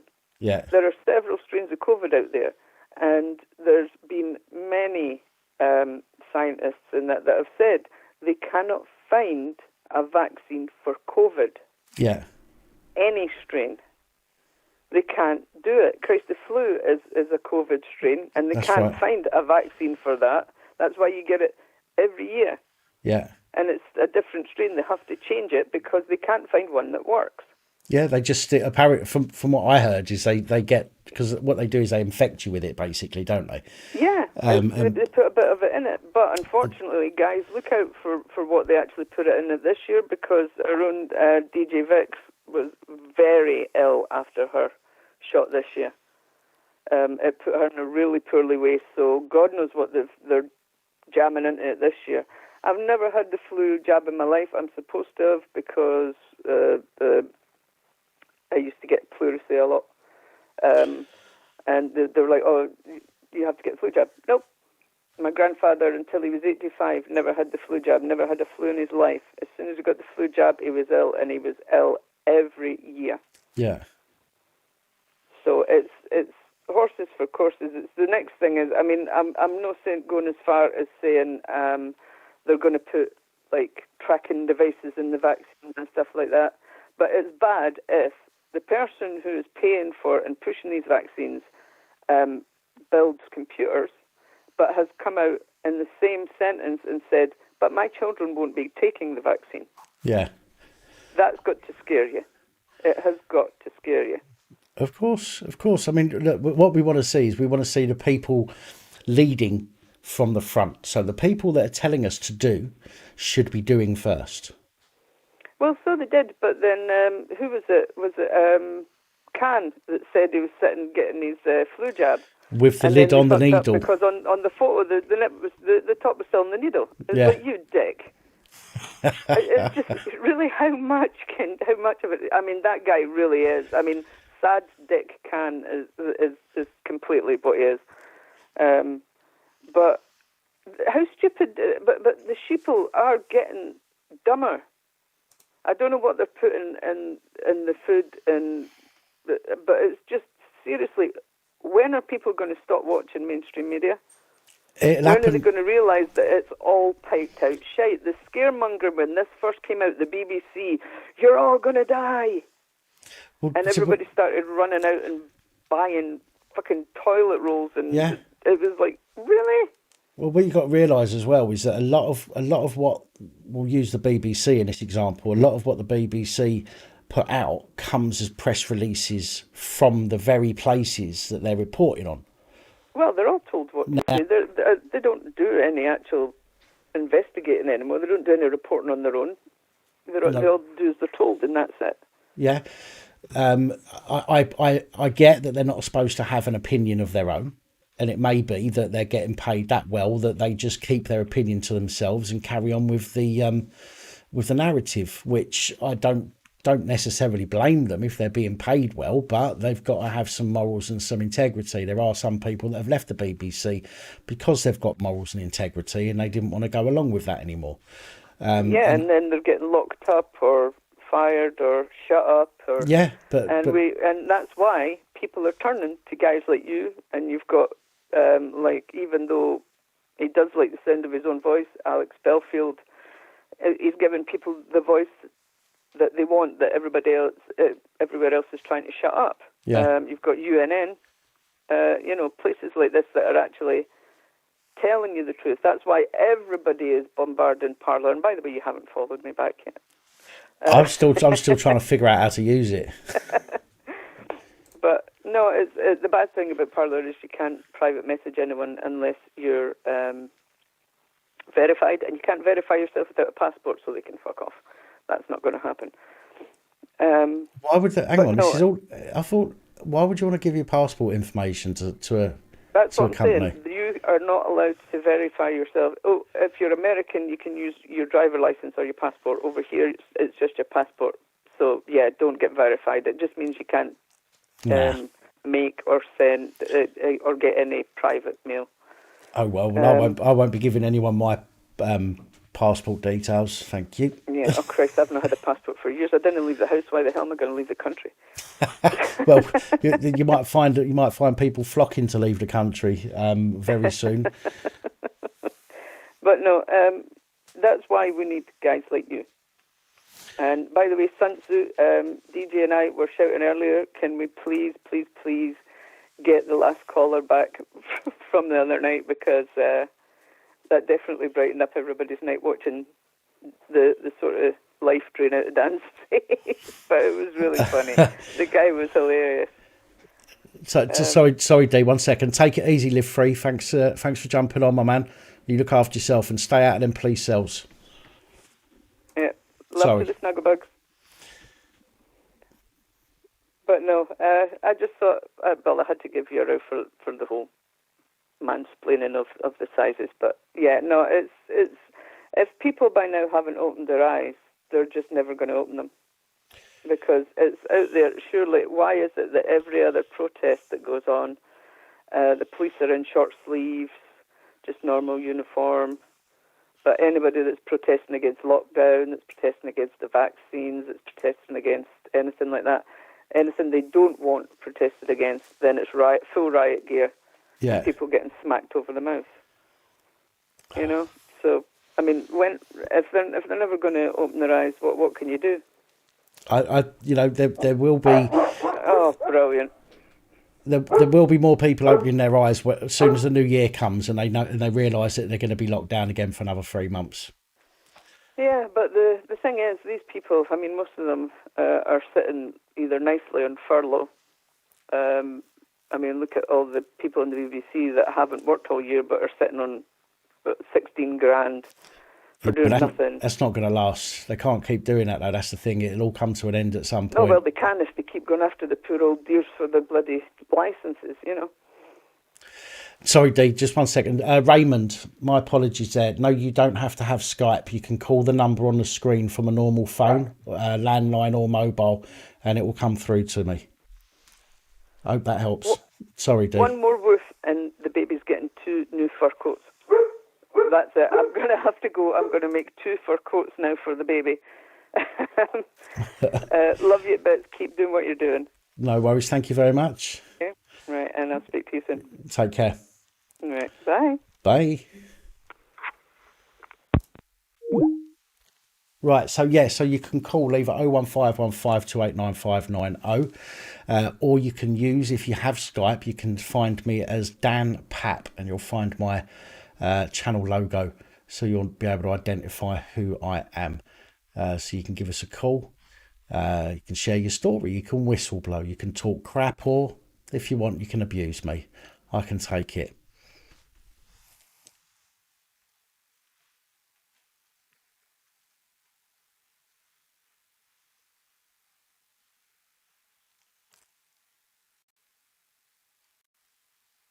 So I'm just looking back to see if I've missed any more comments.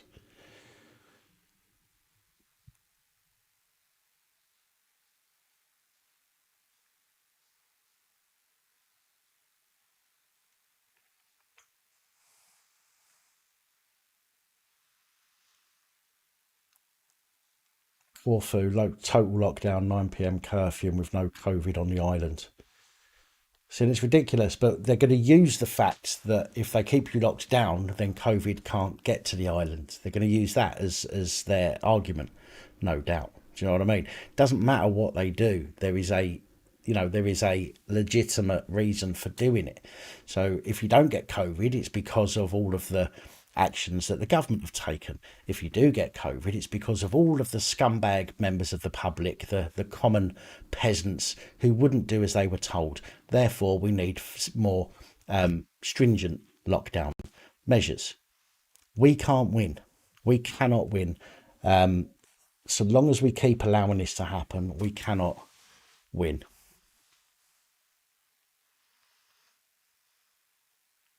Jace the Ace, how you doing?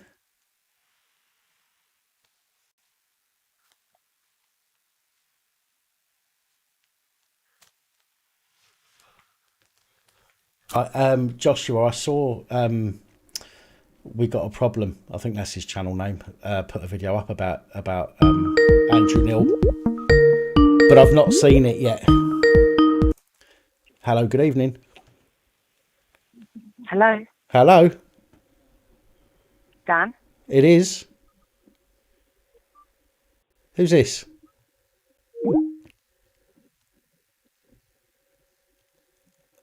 Okay.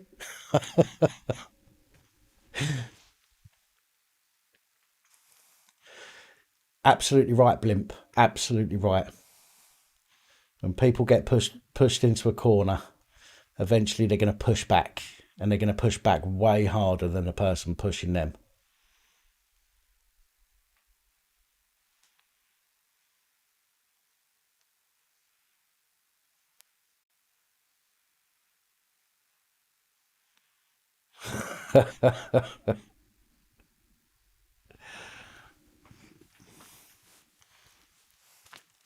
I don't know. Caller who just called, feel free to call back. It was me you were talking to. But when you call, please turn the sound down in the background because it gets very confusing. Hello, good evening. Hi, Dan. It's Janine. How are you? Hello, I'm all right, thank you. Janine, how are you? Yeah, I'm not too bad. Jolly good. I'm just wondering if you sort of heard recently about the ongoing, sorry, not ongoing, but the incident that happened yesterday in Basildon. I haven't heard about any incident in Basildon yesterday, no. No, it might be one you want to follow up on. But basically, there was like some kind of gathering. I don't think it was that many people. I think it's only about 12, but it ended up sort of growing. Essex police sort of went in quite sort of mob-handed, from what I can understand from the reports. Okay. What was it? Was it a march or was it a protest or? I think it was like a peaceful protest or something. And I'm not quite sure what it was about. I think it's probably about the COVID and everything else, as it all seems to be these days. But yeah, it's just something that sort of popped up on Facebook, on the Echo website on Facebook. Got it. Yeah. Yeah, got it. I've just found the article. Yeah. I'll have a look at that. A bit So it might be later worth on, but sort of like tracing up, and sort of finding out exactly what went on there. Honestly, yeah. Well, I think what people are forgetting is that you can protest if there's two of you. Any more than two, and you can't protest. Now the thing is, there is nothing stopping lots of pairs of people, providing they're socially distanced. There's nothing stopping lots of pairs of people going to protest the same thing at the same place, I know. Providing they're in their pairs and they're socially distanced. Exactly. I mean, like, as long as they keep like 2 or 3 meters apart or whatever it is, they can do whatever the devils they want, really. They can be just like in the same street, if you know what I mean, Yeah. But the police and the government, they're going so mob-handed about it now. It's just crazy. Yeah, it is. It's getting ridiculous. They think they've got... The police think they're doing the right thing. I've got to say, the police do think they're doing the right thing, okay? In most cases, think they're doing the right thing. But they're just, again, they're not thinking for themselves. They're being... they won't do it. They're being given a set of instructions by the government, and rather than say, well, hang on a minute, is this compatible? Is it compatible for us as police officers or police constables to be doing X, Y, Z? And if it's not, they shouldn't be doing it. Yeah. If you're in the army and your commanding officer turns around and says, shoot that person in the face, and it's an innocent member of the public that's never done anything wrong, and you do it, right? You're the one that gets in shit, not your commanding officer. Exactly, because you'd get done for murder in that case, They have to turn around. They've got to turn around and say this is not compatible with what we do. We are we're here to uphold the law and protect people's rights. We can't do that. We can't uphold the law if we're taking away people's rights, and we can't uphold people's rights if we're breaking the law. Do you know what I mean? Yeah. But as I say, they don't think about that. No, I mean, it's going to end up, the way I sort of feel about it, we're going to end up with some sort of civil war at the end of all this, People's just going to get so peed off with being told by the government what they can and can't do. And they're just going to say, well, no, enough's enough. We want to go and see our families. We're going to do it. Screw you, basically, We're all social creatures. Human beings are social creatures. They have been since the dawn of time. And to have that taken away when you've done nothing wrong, the only time that you can have your rights taken away from you is if you've committed a crime. Nobody's committed a crime, and we're having our rights taken away from us. Yeah. I mean, even those in jail, they get some rights, I mean, they don't get much, but they do get some. Yeah. And even they're probably been deprived of their rights to sort of talk to other people, that kind of thing. Yeah, well, they'll still be out because they're all enclosed anyway, and they've stopped visitors. Okay, so because everybody's in there and they've been in there, generally from the start, we'll say, then they can all mix still. So you've got, I don't know, you could have 200 people in a prison that can still all mix and talk to each other and do whatever. But we are only allowed 2 or 6 people at a time. And even then, Yeah. we've got to choose between which 6 people we want to, which 6 members of the family we want to spend our time with while fucking the others off. Can't do that. Yeah. Yeah, Madness. exactly. So all it takes, again, with a prison, is just one member of staff to sort of go off duty, have a few days off, and then come back, not realising that they've caught the virus, be asymptomatic and that, and then bam, you've got like problems inside the jail then. Yeah, but that it doesn't matter because they know it's not going to do that much damage to people. Because most people in prison are of an age that is unaffected or very, very, very low effect, very low chance of being affected. Yeah. So they don't really care. So, but they're stopping families from seeing them. Yeah. Mad. And everybody's got rights at the end of the day, and we're all having our rights basically battered and taken away from us. Yeah, of course. Yeah. I thought they'd have done it a lot slower. I thought they'd have. I mean, they've been trying to etch away at people's rights for years, but I never imagined that they would go all out and try and take away so many rights in such a short amount of time. And people are allowing it to happen. Most people, here you go, take my ability to leave my home, take my ability to provide for my family. Please take it. So, what the fuck's wrong with people? Exactly. It's just nuts, honestly. I mean, like my friend, he found a YouTube video earlier on. It was really, really funny. It was a Kevin Bloody Wilson one, right? And it just sort of got me thinking, because it was about a cop more than anything else. And I just thought to myself, that is just so right, the police these days. And I can send you a link to that video if you want.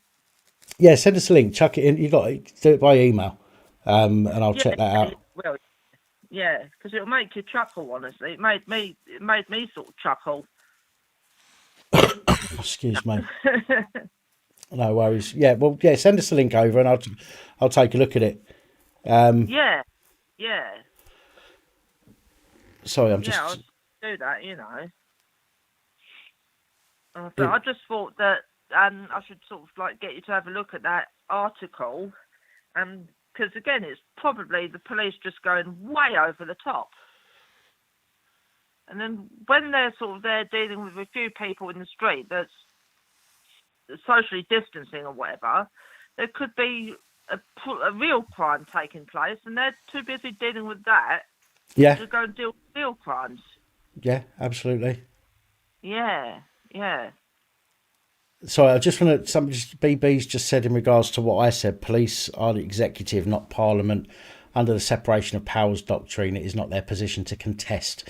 The thing is, BB. What I'm saying is, everybody has the ability and the right, and I don't care what doctrines or legislation say. Everybody has the right to say no. Exactly. About anything. It goes back to the policing by consent thing as well. Yeah. Yeah. If you don't consent to something, then you don't consent to it, basically. But if you do, you do. Yeah, that's right. Absolutely. Everybody should have free choice. Everybody should have free will.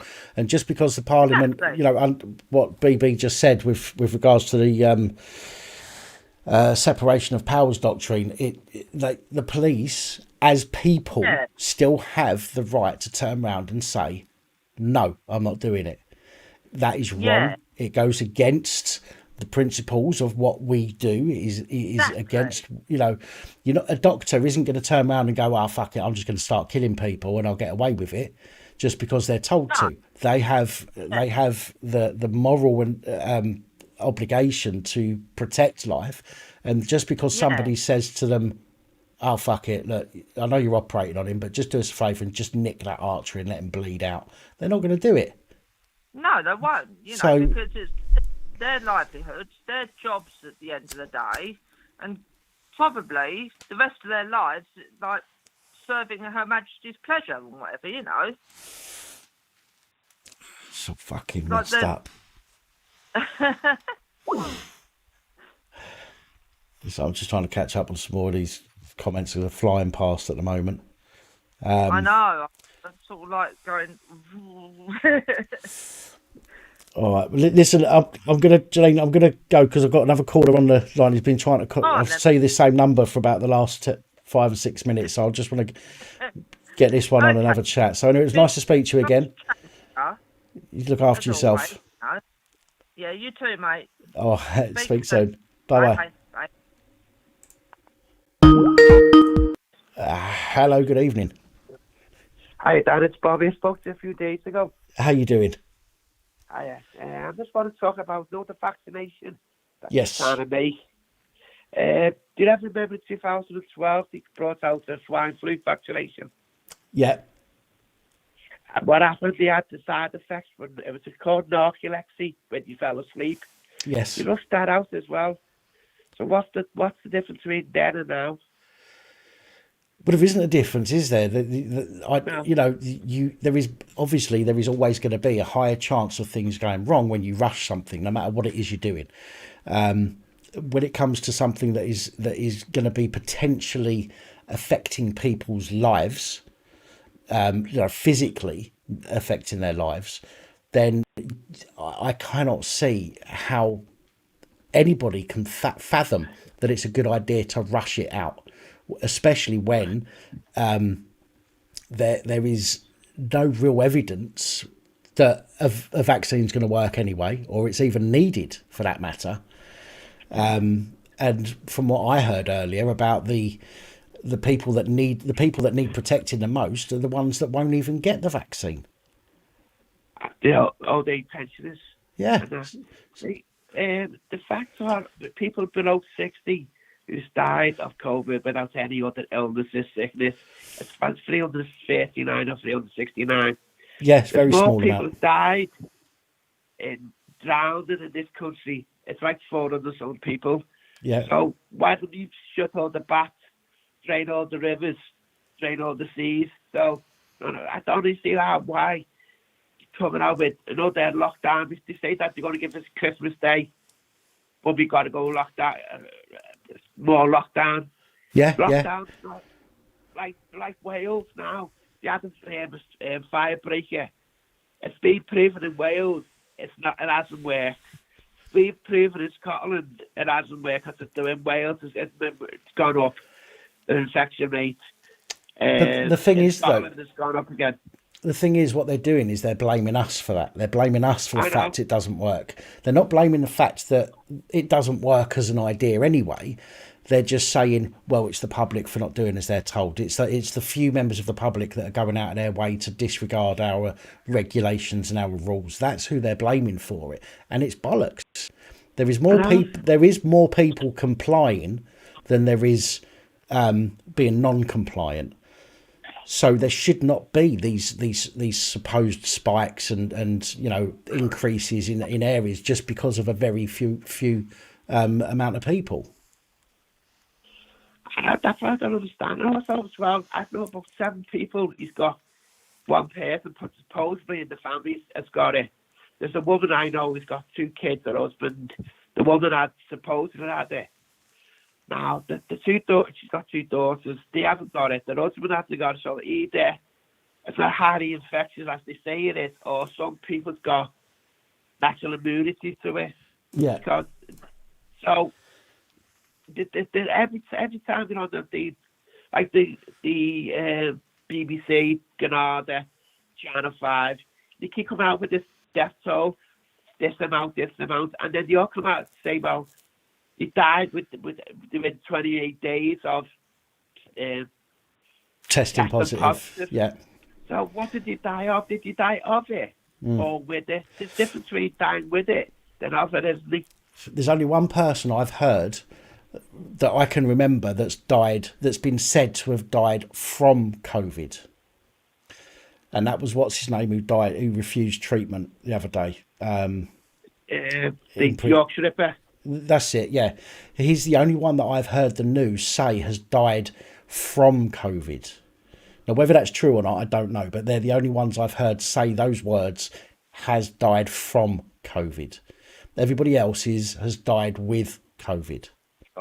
Well, it's like if you look at their own government website, the stats, it tells you every person who died. It says with just mentioned COVID, like there's cancer, there's all sorts of other deaths on this tip, but it does say it's mentioned COVID. It doesn't say died of COVID. It's mentioned. Yeah. And look, did you hear about what happened in Liverpool yesterday? I did. Somebody mentioned something to me in the chip shop yesterday, but I didn't even know there was another one going on, or I'd have gone down there. Apparently, it's supposed to be happening every Sunday, isn't it? I think. Yeah, but it happened. Well, that happened yesterday, and the police went in heavy-handed again. I was there, and it wouldn't believe the police were dragging people. I saw the ladders forced to the ground. I know, like the knee on the neck, like that's the fella in America got killed with the knee on the neck. So what's the difference between pulling?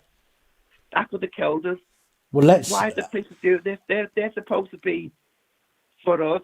Yeah. Well, do me a favour. Stay on the line a minute. Right. I think I've got the video that you're talking about. So what I'm going to do is I'm just going to flip over to that screen, and I'm going to play it. But people won't hear you talking. So just bear with me till I come back to this screen. Okay. The one that you can see now. So just give us a second. So I believe this is the video, folks, that we're talking about. So let's see and have a look. This is Liverpool.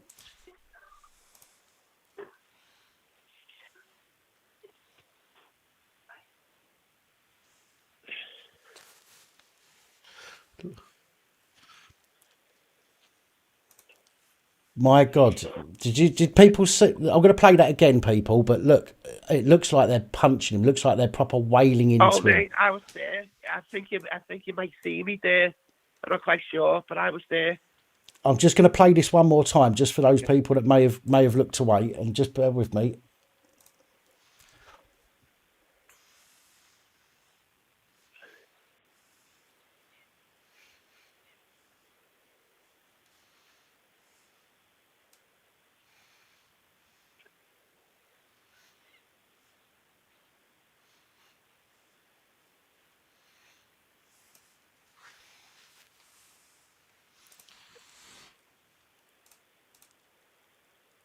Fucking believable. You're back. Right. That is sickening. And they're supposed to be our protectors. We paid their money. We people who pay taxes. We paid their wages, correct? Of course, yeah. I was there and I was fuming. I'd be honest with you, I've never hit a police officer in my life, but I came close to then because that's not right. That's technically assault, isn't it? Of course it is. You can't be wading into somebody like that. The geezer's on the floor and they're laying punches into him. You can't do that. That's fucking. Oh my God! It is. This is right. Listen, people. Right. Look, this is what we are allowing to. Not we, as in all of us watching this, but we as a society, we are allowing this to happen because we are not stopping it. Remember, people, there are more of us than there are of them. Okay, they cannot lock everybody up. It's the same with the poll tax thing. Okay, but if enough people turn around and say, "Oi, fuck you, enough is enough," what are they going to do? They can't lock everybody up. They can't fine everybody and then everybody refuse to pay the fine and then everybody go to prison. It ain't going to happen. We need to stand up to this. I put that on my Facebook page and it's been deleted. Unbelievable. And this is why this is why I need to get a website sorted out, and this is the next thing on the list. I've got to get the website sorted out so I can get these videos and I can upload them to a platform that people can watch them without and I'm in control of what stays up and what goes. You know what I mean? Not some lefty fucking I don't even know what to call them. You know what I mean? Without saying something that's going to get my channel fucking closed down. It's sick. It is sick, and we cannot continue to let this happen. I'm not saying that we should go out there and start doing like they do in America, where they're going out and they're fighting the police back. We can't do that because that ain't civil, but we can within the law. Okay, we have protection within the law to do certain things. at the moment until those laws get changed. But for the moment, we still have protection under the law to do certain things. If we see somebody, if we believe that somebody's being having the law broken against them, even if it's by somebody in a uniform, we still have some protection under the law to prevent that from happening. Did he change that a couple of months ago? It used to be that if you had the right to defend yourself against the copper if you believed that he wasn't doing his duty. Yeah. But did it got changed a couple of months ago, where it's a emergency worker? No, that's only that's only if it's classed as an assault. If you, I mean, obviously, what they will do is turn around and say, no, I was acting, within my remit as a police constable, and therefore, you trying to stop them would then be classified as an assault. But then they've got to prove, like here, I can't see how anyone could prove that wailing on somebody like that with all them punches and all the rest of it, while all them others are standing around. I mean, how hard would it be for 4 coppers, one on each arm, one on each leg, to stop him from, from kicking out until he calms down? But no, let's get some punches in. Let's knee him a few times as well. There's half a dozen police standing around there, and they're telling me they can't restrain somebody without resorting to punching them. Well, if this throws a big complaint through the police, whatever it is. Yeah. But that's no good, because you never do anything. You either wait 6 months, cancer, drag it out to 6 months, then it's not, the case goes away, or they come out with something, oh, we've done this. This has got to stop, because what if that lad got killed that day? Yeah. Or If in my eye, that's an assault, and it doesn't matter if it's a cop, anyone. If that done to someone in the street, I wouldn't have got arrested and be charged for a common assault or an attempted murder. That's attempted murder in my eyes. What he was doing to him. Of course, I'm with you. I'm with you there. As I say, it's we and again, I do have to be careful what I say.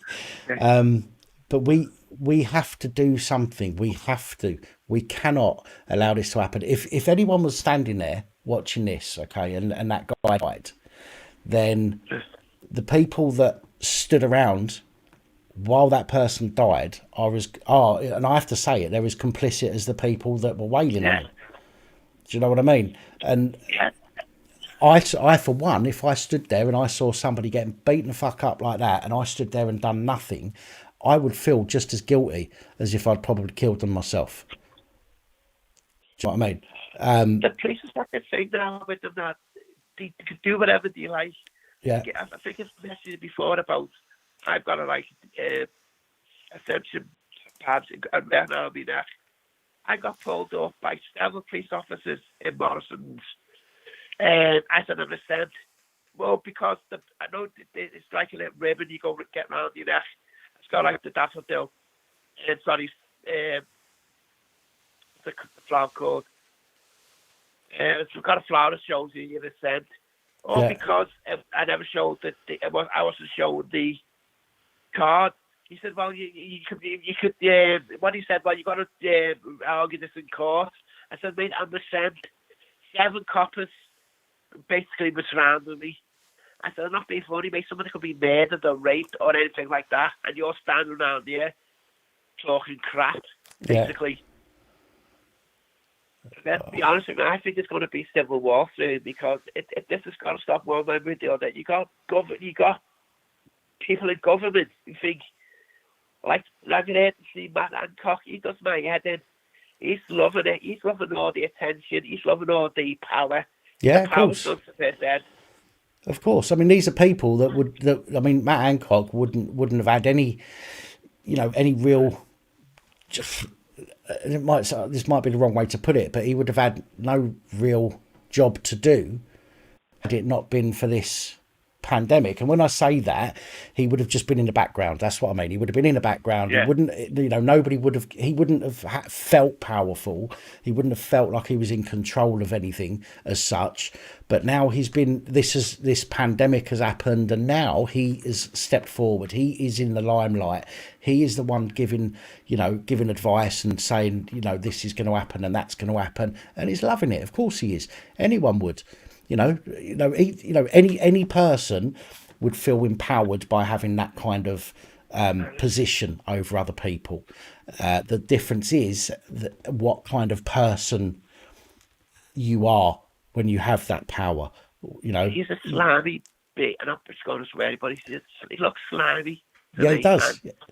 It does. It looks like the pandemic. Are we in a pandemic? The pandemic means that you can't.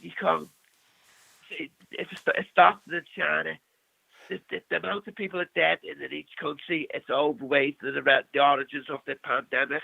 Yeah. And the pandemic is not like you say 50,000 people, over 50,000 people died in this country. Yeah. But 50,000 people was going to die anyway. Those die every month in this country. So where's the excess deaths? All right, maybe the old age pensioners, but it was like the average age is 82 or 82 people who dying. I'm not being nasty. You could call me a nasty B, but you're going to die anyway. Everybody dies. But I've said this myself. I've said exactly the same thing myself. There will be some people who have died early. Okay, in my opinion, from my own research and from what I've discovered and learnt and whatnot over the last few months, most of them people probably would have died maybe next year anyway. Okay, and again, that nobody wants to talk about people dying, but it is a fact of life, unfortunately, and people die every single day, whether it's through an illness or whether it's through getting knocked over by a bus or falling off a ladder. People are going to die, regardless to what you do. But I do think that there are some people that will have died prematurely, maybe by a year, maybe by 2 years, because it's a different strain of virus. And I do believe there is a virus. I know some people don't, and that's fine. But I do believe that it's a mutated version that some people, not many, but some people will not be able to fight against because of a compromised immune system. Whereas the normal flu, they might have got through this year, but then they might have died next year. But they would have been within a very small bracket of people that are going to die relatively soon anyway. That's from my own research, not that's not facts or anything like that. That's what I've seen. And also, I used to say to us, if you die, you're going to die. It doesn't matter what you got. You can't stop it. If you got an appointment with the Grim Reaper, your time's up. So I don't know if this people like I got called a murder in Asda a couple of days ago because I never wear a mask. I just said to them, I can't wear a mask because I'm a scent. And I called a murderer. I'm murdering the grannies. Yeah. So, you can actually going to die anyway, love. So what's the point? Yeah. It's hard. Some people have just turned into these vicious assholes, and I don't know. It's almost as if the filter that they would have had has gone. They've put a filter on their face, but the filter that they would have had when being respectful to people has gone out the window. They do say that if you wear sunglasses. People that wear sunglasses can feel slightly different to people that don't, because people can see your eyes and you know that they're looking at you, and you behave a bit differently. And this goes back to an experiment that in America in the 70s, I think, when they done I can't remember what it's called now, but they put like a dozen people, and it was police and prisoner experiment to see what happened. And they gave all the prison guards glasses, dark glasses, so that people couldn't see their eyes. And even just having dark glasses or a mask makes you feel that you can get away with stuff because you're covering up. Does that make sense? It's almost as if you've got some kind of protection, if you like, from people identifying who you are, which sounds really stupid, but it's a genuine thing. It's a psychological thing. And these people that have got these masks on, that are going around slagging other people off, and they're saying some really evil things to people, and I've heard it as well. I don't know. It's just it's sickening to see the people who were generally pretty decent people have turned into absolute fuck knuckles. Well, the evidence of the mass wearing it, there's not quite a lot of evidence saying it works or not. But there's evidence that the France that I had and breathed on you wearing a mask, you're breathing basically my germs on you in a mask. Yeah. I coughed on your mask. So the germs has got to go through that mask somehow. It doesn't, because I think it's 3 millimeters. The average, the mask is 3 millimeters. It's got to be so much transferred into your system. So Well, why? look, this is what's happening, right? You're walking around. Somebody who's been fiddling around with their mask. Okay, they might be asymptomatic and they've got it. They might have coughed into their mask or whatever, breathing in their mask. They've touched their mask. Then they've gone and touched something else. They've gone and touched the trolley handle. Okay, they've put the trolley back in the rack, and the next person's come along and grabbed the trolley. They've now got the germs from the last person that touched it. This cannot be stopped from masks. Germs are going to be spread regardless to what you do. You cannot fucking prevent it. That's what the nature of illness is, viruses. They just come in, they burn themselves out, Yeah. or they stay around. It's like the flu. I get the jab every year, and they change the flu jab because what they do is that try ridiculous sort of flu that it's going to come. They change the flu flag, the jab, and then they give it to me. But I've had the flu jab, but also I've had the flu after I had the flu jab. So the flu jab never worked. Yeah. And so I just think now, saying, well, what's the point of having it if you're giving me a flu? That's all they give you like a strain of the flu. Yeah. Flu. But they give you multiple strains. They give you multiple strains. There could be 7, 8, 9 different strains of flu in that jab that you get. And it may be, and I'm not saying it is because I'm not a medical expert and I don't know, but it may be why some people have had an adverse effect to it this year. Not everybody, but some people have had an adverse effect to the flu jab this year. Maybe that's because they've put a strain of this COVID-19 into it as well to try and immunise people from it with the normal flu jab. Now, again, I'm not saying it is because I don't know. I've got no idea. I haven't looked at any medical research papers or anything like that. But that is a possibility as far as I'm concerned. And that's why some people have been affected really badly by it this year. The papers I read by kind of Carl Hegarty or things like that, he reckons that about 60% of people in this country are immune to it because COVID, it's COVID's like flu, the cold. Yeah. People have natural immunity to them sort of things.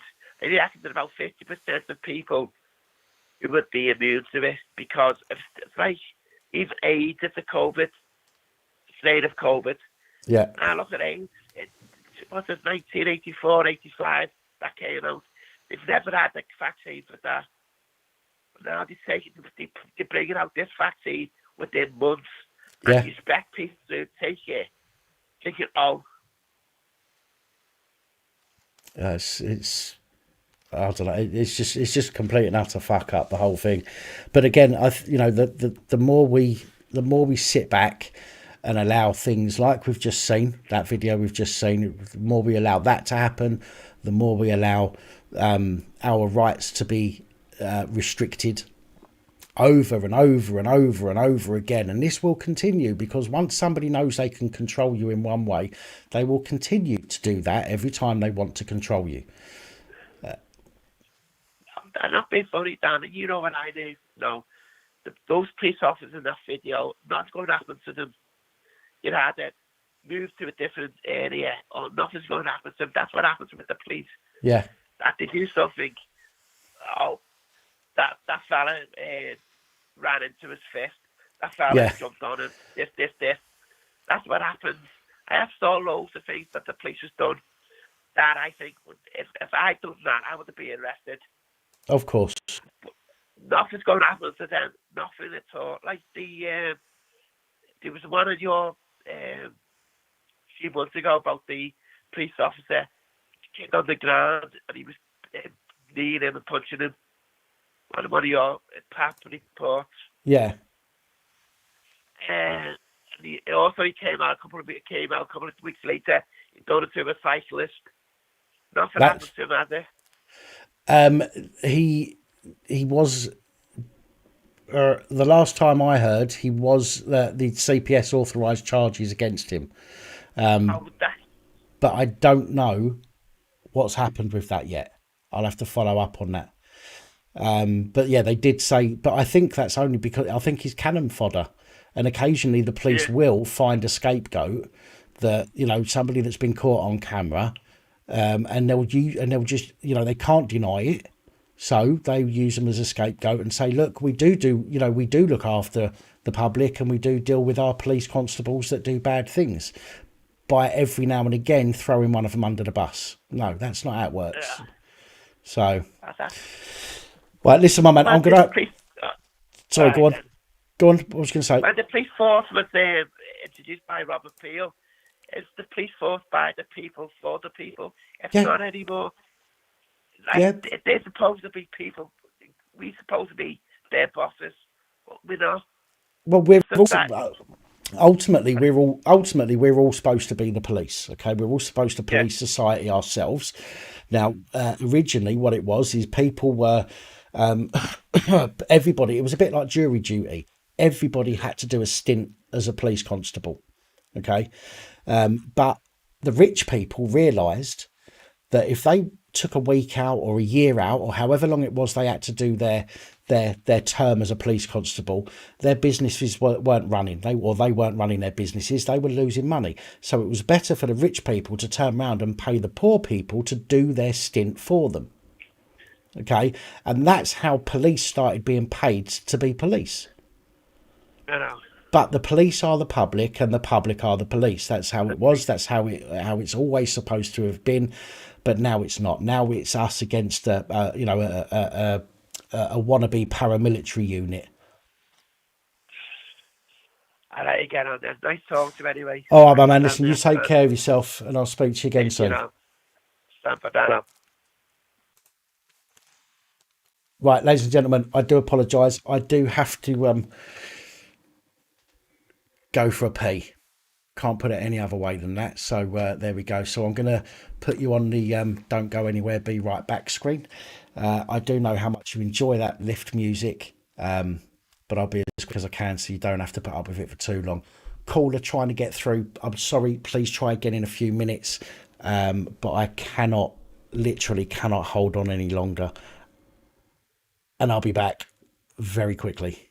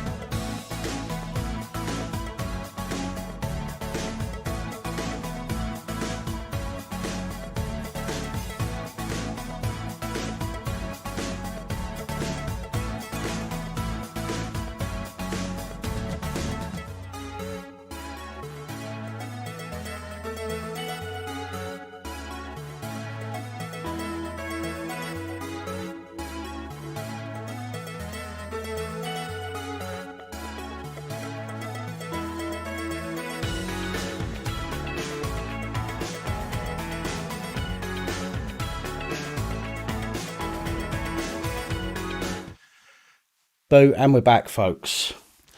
No, I wasn't having a poo. I put the kettle on before I went for a wee and made myself a fresh cuppa as well. So, oh dear. Right, there's a couple of people on the line, so let's get back to answering some of these calls. Hello, good evening. Oh, dear. Right, there's a couple of people on the line. So Hello. Is that Dan? It is Dan, yeah. Can you turn the sound down in the background, please? I've done. Lovely, thank you. Who am I talking to? I want to remain anonymous. Okay, that's fine. I'm looking at the screen and it stopped syncing with me. Yeah, there'll be a delay, so it's best to just concentrate on the call rather than the video. Yeah. Right. The police. Yes. There's only two ways to deal with them. One is take them to court as individuals, not as a police constable. Yeah, as a civil case. Yeah, and also, like in that last clip, there was about 5 of them on there. Yeah. I'm sure there was more in the crowd to protect that one person. Yeah. Yeah, no, I agree. Listen, if you see if there's an incident like that, every copper that's there, the ones that are standing around, need to be held accountable because they should have been doing something to prevent that from happening. So every single one of them should be liable to a civil court claim. All these YouTube channels, the auditors. Yeah. But how many actually go through with civil cases? Well, I don't know, to be honest. I can't. I mean, I'm still following mine up from when I got arrested. See, the problem is that the police they drag this out purposely, and they push things to the limits of time before doing what they need to do, and it causes people a lot of problems. I did some volunteer work with the police. Okay. And only lasted 6 months. It was so corrupt. And it was a niche set. If you didn't fit in, right, you had no chance. Do you mind if I ask what kind of work you did? Just volunteer work. I did a bit of camera work and call centre training. Right, okay. That was just out of curiosity, that was all. Yeah. But it was a niche. Now I complained. And they all backed themselves up. The civilian staff, the police staff, they all backed everyone up. Yeah, when I called the professional standards up about it, they said, "Oh, you can't complain, you work for us." Did they really? They said, "You have to go through the procedures, the internal procedures." Okay. Which is designed specifically to stop the person complaining. Yeah. Yeah. And to protect them. Basically, it's to protect them. Oh. Right, another question to get you off that dismal. I must be very depressing with listening to you tonight.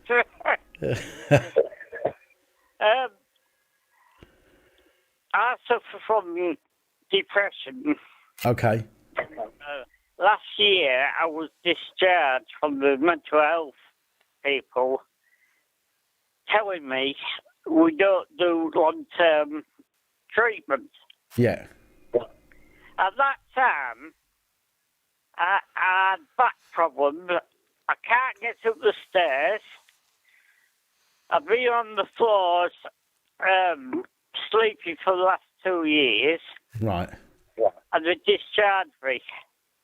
Just hanging me and didn't want to help me at all. And this was this was who? Sorry, this was the job you was doing. No, this was last year when the mental health people were called in with me depression. Right, this year my back's on again. I've been on the floor for the last month. So I called in the social services. Right. I said, I need help. The social worker came and said, oh, you need carers in. So she said, oh, we can arrange it for you, but we charge you £208 for putting an email out to get a contract.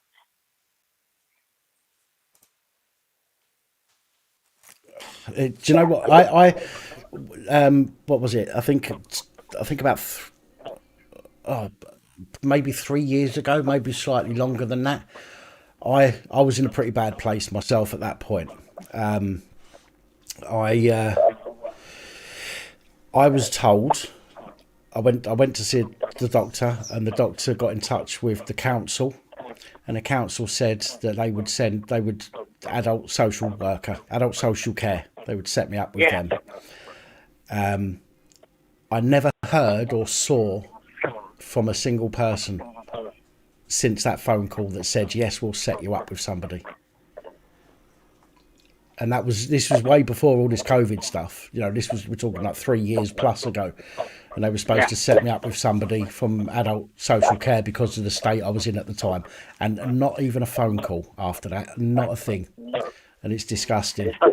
Also, these care companies, they rip you off. I'm paying about £18 an hour, and the carers only get, I think, £8.60. So where is the rest of the money going? Oh, it's all done on agency work now, isn't it? Because the agencies can put these. They know the council. They know that places will pay big money for it, and yet they pay a shitty wage to the actual person going and doing it, and they reap the rewards just by setting up somebody for the job. The council aren't paying for it. I am.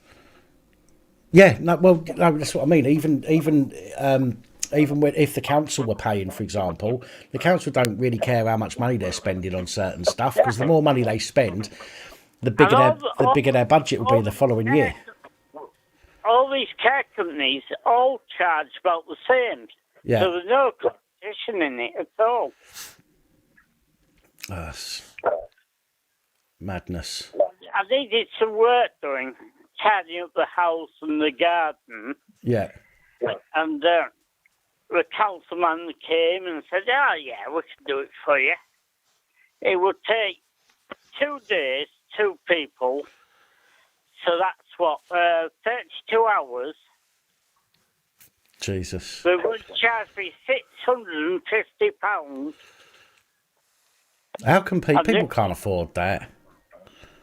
The men who are doing it won't get more than £10 an hour. So you got £300 odd profit. Yeah.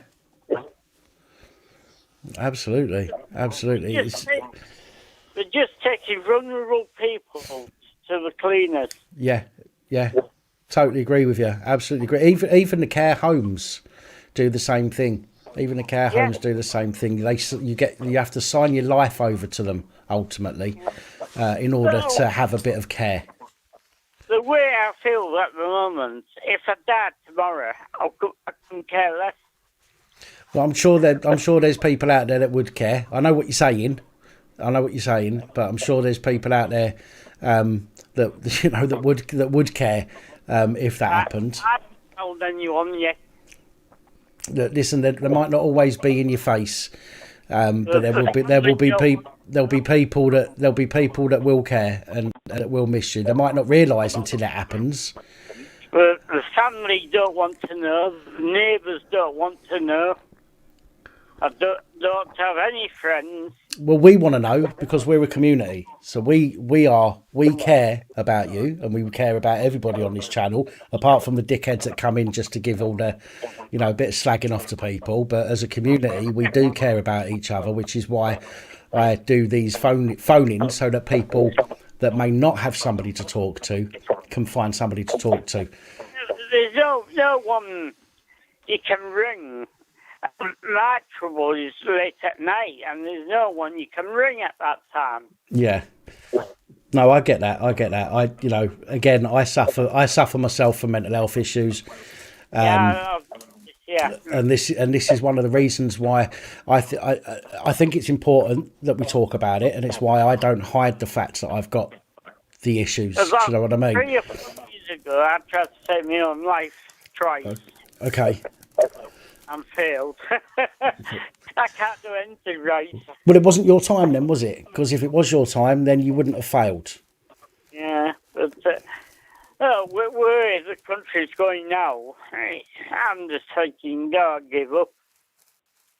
Well, don't listen.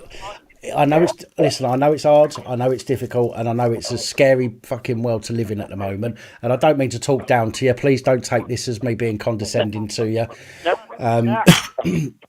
But we do, I might not know many people that phone in and speak to me, but I care for every single one of them, because if they're suffering, then they need somebody to talk to. Do you know what I mean? And I care that people haven't got somebody to talk to, because I've been there myself. After trying to take my life, I went to mental health. Yeah. They just turn around and say, "Oh, we don't do long-term treatment." Right. And there's no one in any better state when they discharge me. No, most people aren't. I've got to say, most people aren't. Most people will get given some tablets. The thing that gets me the most is the fact that they go, "Let's talk about it." I don't want to fucking talk about it. I've been thinking about it for fucking... Do you know what I mean? It's what's got to be in this state. Having to talk about it isn't going to help.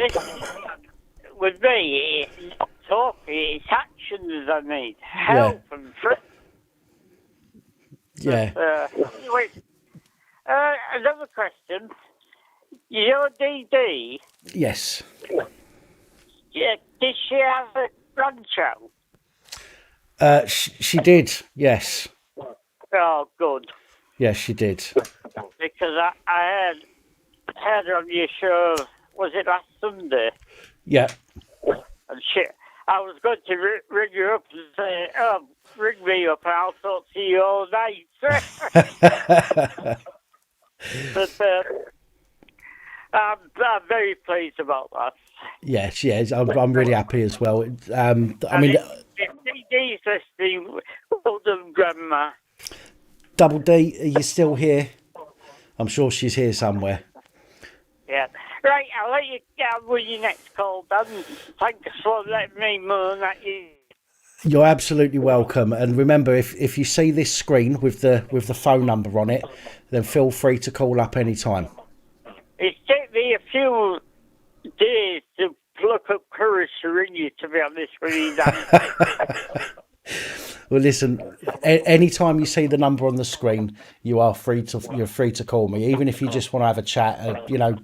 Even if you just want somebody to talk to for any reason, feel free to give us a ring. That's what I'm here for at the moment. So, don't feel like you're alone. There's a community here. You can always comment on the videos and people will respond and they'll have a chat with you through comments, or you can come on and talk on the phone. I've got poor eyesight as well, which doesn't help me. Right, okay. All right, well, just remember that I'll be here if you need to talk to somebody. And I don't know what else to say other than there are people that will be willing to give you some time in order for you not to feel. Not in this region, isn't Most people. And Yorkshire people are supposed to be friendly. Yeah, well, unfortunately, most people want to charge for their time. My time is free. Don't you think now people are self-interested and not interested in other people? Yeah. They go to work, come home, lock the door, and that's it. That's it. Yeah, absolutely. Yeah, and it's not the right route to go down. This is one of the reasons we're in the state we're in at the moment, because everybody's turning their back on everybody instead of coming together, and that's what we need to do. This lockdown has been going on for over a year with me. Yeah. September last year it all started. All I saw each week was the grocery man, and that was it. And the medication fella once a fortnight. So lockdown doesn't mean anything to me. Well, It's it's not the life to be living. But remember, as I say, if any time you see this phone number on the screen, feel free to give us a ring. Right, thank you, Dan. All right, you take care of yourself. Take care. All right, bye now.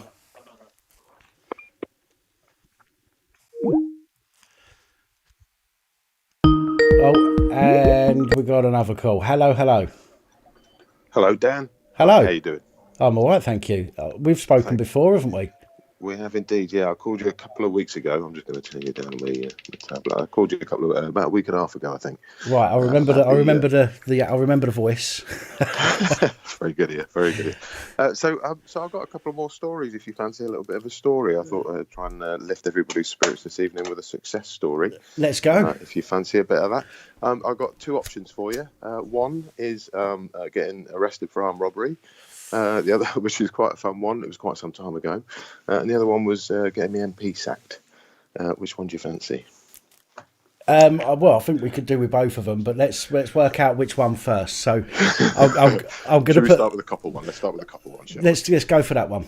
So this happened many moons ago. It's about probably 30 years ago now, something like that. And I'll give you the story. So, used to work for a very famous pizza delivery company, and I'm just going to catch my breath down. I've just run downstairs. Used to work for a big pizza delivery company, and we used to finish work at about 2 in the evening, 2 in the morning, and of course at that time in the morning you want to go home and have a bit of an evening yourself. You can't just go straight to bed. Of course. So I've run out of breath. Look at me. Let me catch my breath. Give us a bit of chat, Dan. Give us 30 seconds to catch my breath. Hang on. No worries. Bear with me. So for those people that weren't listening, first of all, sorry, what was your username again? My username? Yeah. Dan Smith. Dan Smith. Right. So we've got Dan Smith on the phone. He's going to tell us a couple of stories. One about sacking off, getting an MP sacked. Yeah, getting an MP sacked. And the other one. The police story. So let me tell you the police story. Right, go on. Used to work for this pizza delivery company. We'd finished work at 2 in the morning, and obviously wanted to go out and have a bit of fun before we went home. So we used to go down to a 24-hour snooker centre in the middle of Nottingham, and go and have a few games of snooker, have a couple of cokes, that kind of thing, before we went home. Right. Anyway, so we'd be there till maybe 5 or 6 in the morning, something like that. So anyway, we were down there one evening. About 4 in the morning. I've lost my breath again. What's going on? I've got all nervous. Bear with me. About 4 o'clock in the morning, heard an alarm going off across the road. My car was parked out just outside the snooker hall. We're on the 4th floor at this point. This is up like on an old mill, I think it is, in the middle of Nottingham. And they've got this snooker hall up there. Bear with me, Dan. I've got it's fine. Breath. What's going on with me? Hang on a minute. I haven't got the COVID. So anyway, we're up there. Heard this alarm go off. Looked out the window. Couldn't see anything. Thought nothing more of it. So we finished our game of snooker about 5 in the morning. Went down, got in the car. We were warming the car up, and there was a bloke looking suspicious at us on the side of the road. Right. So kind of sat there for about 5 minutes, warming the car up, and drove off. And that was it. Got home, went to bed. Got up the following day, went to work about 2 in the afternoon. And at the time, I was 18 at the time. Oh, I have run out of breath. I don't know what's going on. I don't normally have this effect on male callers. Maybe that's it.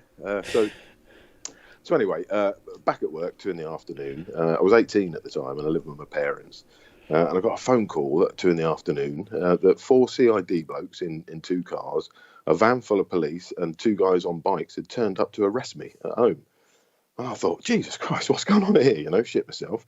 So I said to my mum, at the time was obviously freaking out, as you can imagine. Yeah. So I said, send them to work. I'll sort it out. Send them down here. Send them where I am. So she told them where I worked.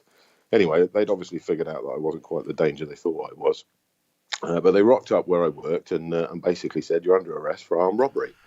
And I'm like, what? I didn't know what to do, And at the time, I was an 18-year-old. I was pretty naive. I kind of trusted the police at the time. I kind of thought that they did the right thing, So I said, well, I've got to get my boss in. So I rang my boss, and he came and took over the running of the place while I got in the back of this Panda car. They searched my car and went through my car with a fine-tooth comb.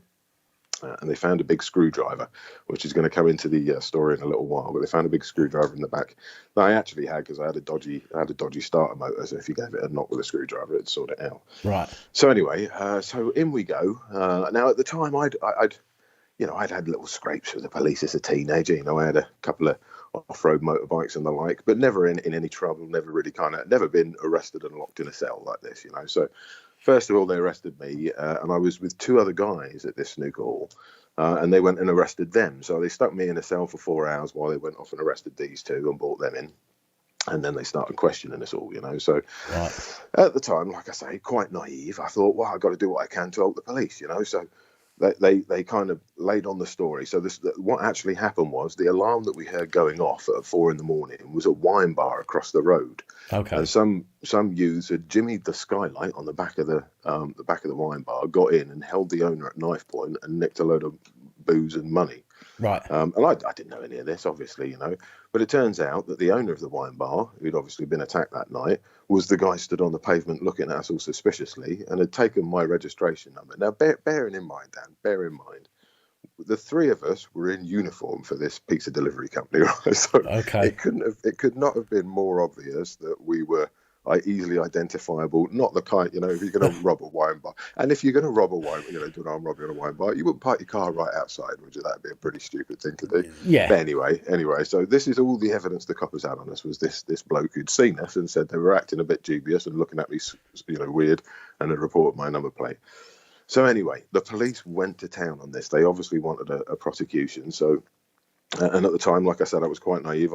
They asked if I wanted a solicitor, but then told me I had no need for a solicitor if there was nothing to hide and, it was a normal routine. So I didn't get a solicitor naively. So I went off, we went, and we had interview after interview. It was kind of like an hour interview and then 2 hours in the cell while they interviewed the other two and then tried to get us, tried to catch us out and all the rest of it. Yeah. At one point, now I'll admit I'm not a big fan of the grape. I don't like wine particularly. So about 8 hours in, I piped up and said, "Look, why would I rob a wine bar? I don't even like wine." And that's when they pitched in. We said, "Oh, so wine was nicked then? So another 4 hours of that, right?" It went overnight. We got to I think about 6:30 on the Sunday evening, and they said, "Right, our shift's finished, so we're going to keep you in overnight." And I was bewildered at this point. I've got no shoelaces, no belt, all the rest of it. Yeah. Sat in a cell, didn't know what the fuck was going on. I was shitting myself as well because my boss has taken over. He's had to spend his whole Sunday running this pizza store unexpectedly because his little protege has been nicked. And so I'm very humiliated in this. Anyway, turns out. So the following day, I started getting a bit pissed off, as you would. Didn't get interviewed again until about 11 in the morning, and by that point, I'd kind of had enough. So I said, "All right, I need to speak to a solicitor." And they tried to give me the duty solicitor, but my girlfriend at the time, her best mate, her husband was commercial solicitor, big heavy-hitting commercial solicitor. Right. And we got hold of him and asked him to recommend somebody to send down. So he managed to get hold of one of the best criminal solicitors in Nottingham, who within 20 minutes had me walking out. Right. Yeah. Now, here's where it gets a bit fruity. What actually happened, and I was naive to all of this, but what they did, and I got a copy of all the tapes. The solicitor said, "Can you get a copy of all the tapes?" After I told him what had happened, he said, "I need a copy of the tapes." So I got a copy of the tapes and sent it off to him. And these two coppers had broken the law 17 times while interviewing me, telling me that my mates had admitted to doing, they'd already admitted to it, and I was making it worse for myself by not admitting it. Right. They'd taken the screwdriver. They took it to the scene of crime after scene of crimes had been there and done all their forensics around the skylight. They took the screwdriver up to the skylight, jimmied it around and shoved it into forensics.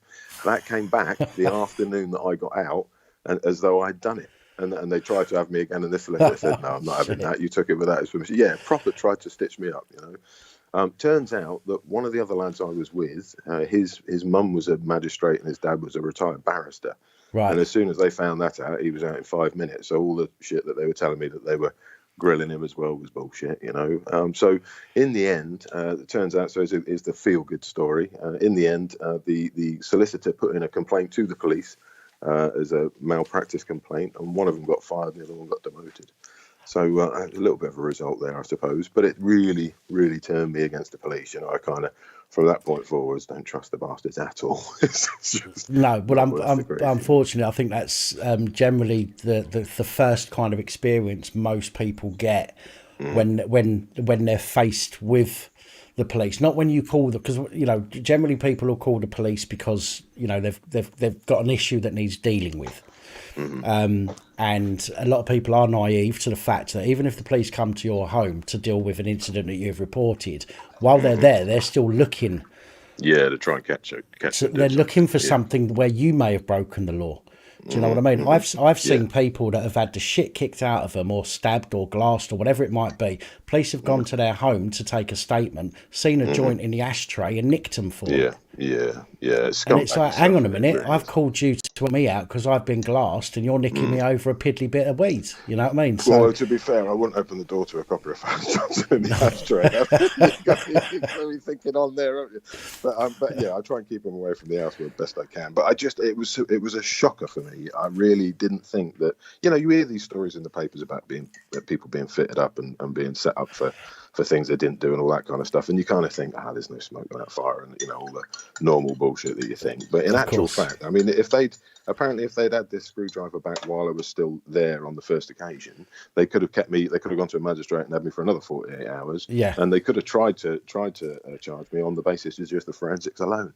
And I was entirely, I mean, we'd just been sat there playing fucking snooker. The stupid thing was, these idiots didn't realise is that there was a full, complete, uninterrupted tape of us on CCTV in the snooker hall throughout the entire event. So there's absolutely no way that it got it to stick.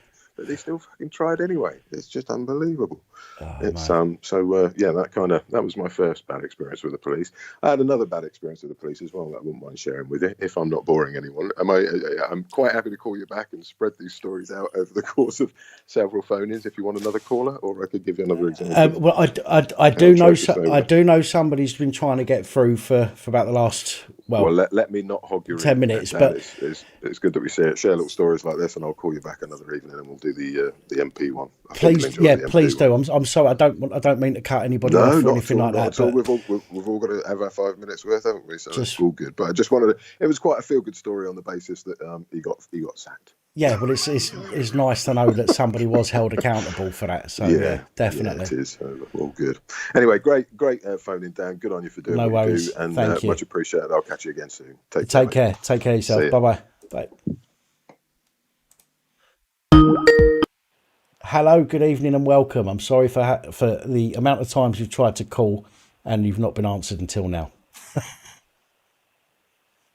Hello. Hello.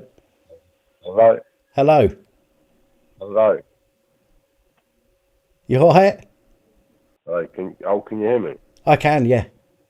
Oh, I'm sorry. I do apologise. I've got you on the screen. It's like, are we live? We're chatting now. We're interacting. Yeah. Yeah. There's a slight delay between us speaking here and it coming through on YouTube. That's cool. As long as you can hear me in peace. Listen, peace be with you, and much love for the work that you do. Thank you. It's remarkable. It's honourable, and God bless you in the name of Jesus Christ for doing what you do. That's what you're here for. Thank you. Now, technically speaking, I could be getting myself in a lot of trouble for. I've signed the Secrecy Act a few times for a few private prisons and for one HMP establishment, which is also a private prison, up until recently as well, because I'd seen enough. Okay. I'm saying it because I was a loved screw, as they called it, because I treated everybody with love, honour and respect, right. Minus I'm a lone parent, I've raised my kids, so obviously those paedophiles probably wouldn't have received the same love, respect that your average serving criminal would, or person's made a mistake would have got. Yeah. But just wanted to point out that a few things on how to beat the system as well. Right, these police beatings we see, I can tell you a number, hands, feet of mine, my kids, my family, of the arranged beatings, the arranged control and restraints that took place. If one prisoner pisses off one officer, and they act in the same manner, the same pack mentality. And what it is, you have to understand, it's like the police. It's like a brotherhood. Yeah, you mess with my gang, that's it. I'm going to get my brothers. Yeah, of course. Yeah. You know? And I mean, I've seen some horrific things. I mean, I'll tell you one. I can't name names. Otherwise, no, that's fine. I understand that. I'm looking at a 10-year jail stretch, and I'm a lone parent. One basically got offended. He, in lockdown, went to this prisoner's room, beat the living crap out of him, and to the point where one of the members of staff had to empty a drawer full of blood. The head of the hospital unit on the wing was called over, who said and told him, "You need to call an ambulance for this man. He needs urgent medical help." Right. But because this manager done it, because he was insulted, this manager said, no. You take him up to our hospital wing, which we call healthcare, and he has to. He cannot go to hospital. Put it this way, he'd lost everything. I know this man is still serving. Yeah, I know he's in a highly well-paid job still in the same environment. Right. I've just come off a course, a HMP course. I don't pay my TV license. I'll go into all that bit in a minute and tell you how the game works. Right. But there's a guy there, and I won't name him, but I can tell you where he was from. HMP Peterborough. Right. And he's chatting away, and he is the total pure ego, robotic, spellbound. You have to understand some of these people. I'm talking prison officers and police officers. Yeah, you have good and you have evil. Yeah, as we're taught in the scriptures. Yeah. Now this guy, he told me that there was a prisoner in HMP Peterborough who had a habit of punching female prison officers. Okay. Which is out of order anyway. Of course, yeah. Don't get me wrong. I'd be pissed off as a living man for that. But what this guy done, he put him in a coma. He literally put him in a coma. What they do is in the prisons they move the cameras so they film proper CNRs. Well, I presume they also know where the blind spots are. And there's going to be some blind spots, aren't there? You can't have everywhere covered by cameras. So absolutely. And then when they do have cameras, what they do is they actually they will move the camera out of the way, or they will pretend that they're knocked, or they'll play it their way. Yeah. They're all arranged. The violence and the beatings are as bad inside jail and as they are outside. Right. Now I've got to take you to the court system. Now, I'm a bit of a hermit myself. Yeah, all I do is I don't watch TV. Since I woke up to all of this, I call it my conscious awakening. Okay. I started studying law, universal law, law of nature. I started living rather than I turn my telly off and start becoming a living man. Yeah. Now, my local council, a bit like all of the local councils, raised our council tax by 20%. Now, none of us consented to that. No. So they created a debt. Now, no one's allowed to create. You can't create a debt upon another man. You can't do that. That's unlawful. Yeah. So I thought, you know what? I've learnt enough over the last 2 years on my own to stand up in court on my own. So the council were there. They met me, and when you go to these magistrates, a summons is an invite. That's right. You already know, so you're invited. See? So, but what they do is the trick is when you're met there, the council will have a table set up, And they were saying, "Oh, hello, oh, welcome. Listen, the last thing we want is for you to go in there and face the magistrates. That's the last thing we want. So what's the least you do?" And so they try and get you to contract. Yeah. So they're tricking you into contract. So I marched in and said, "No, I'm going for it. I'm up for it." So I walked in, sat at the back. They wear their black overall is called the mourning robe, and it's not good mourning. It's mourning your death. Yeah. Because I sat at the back. They called the name, and can't name my name. I hope my name is not on here talking. But they named the name. I say I'm Paul.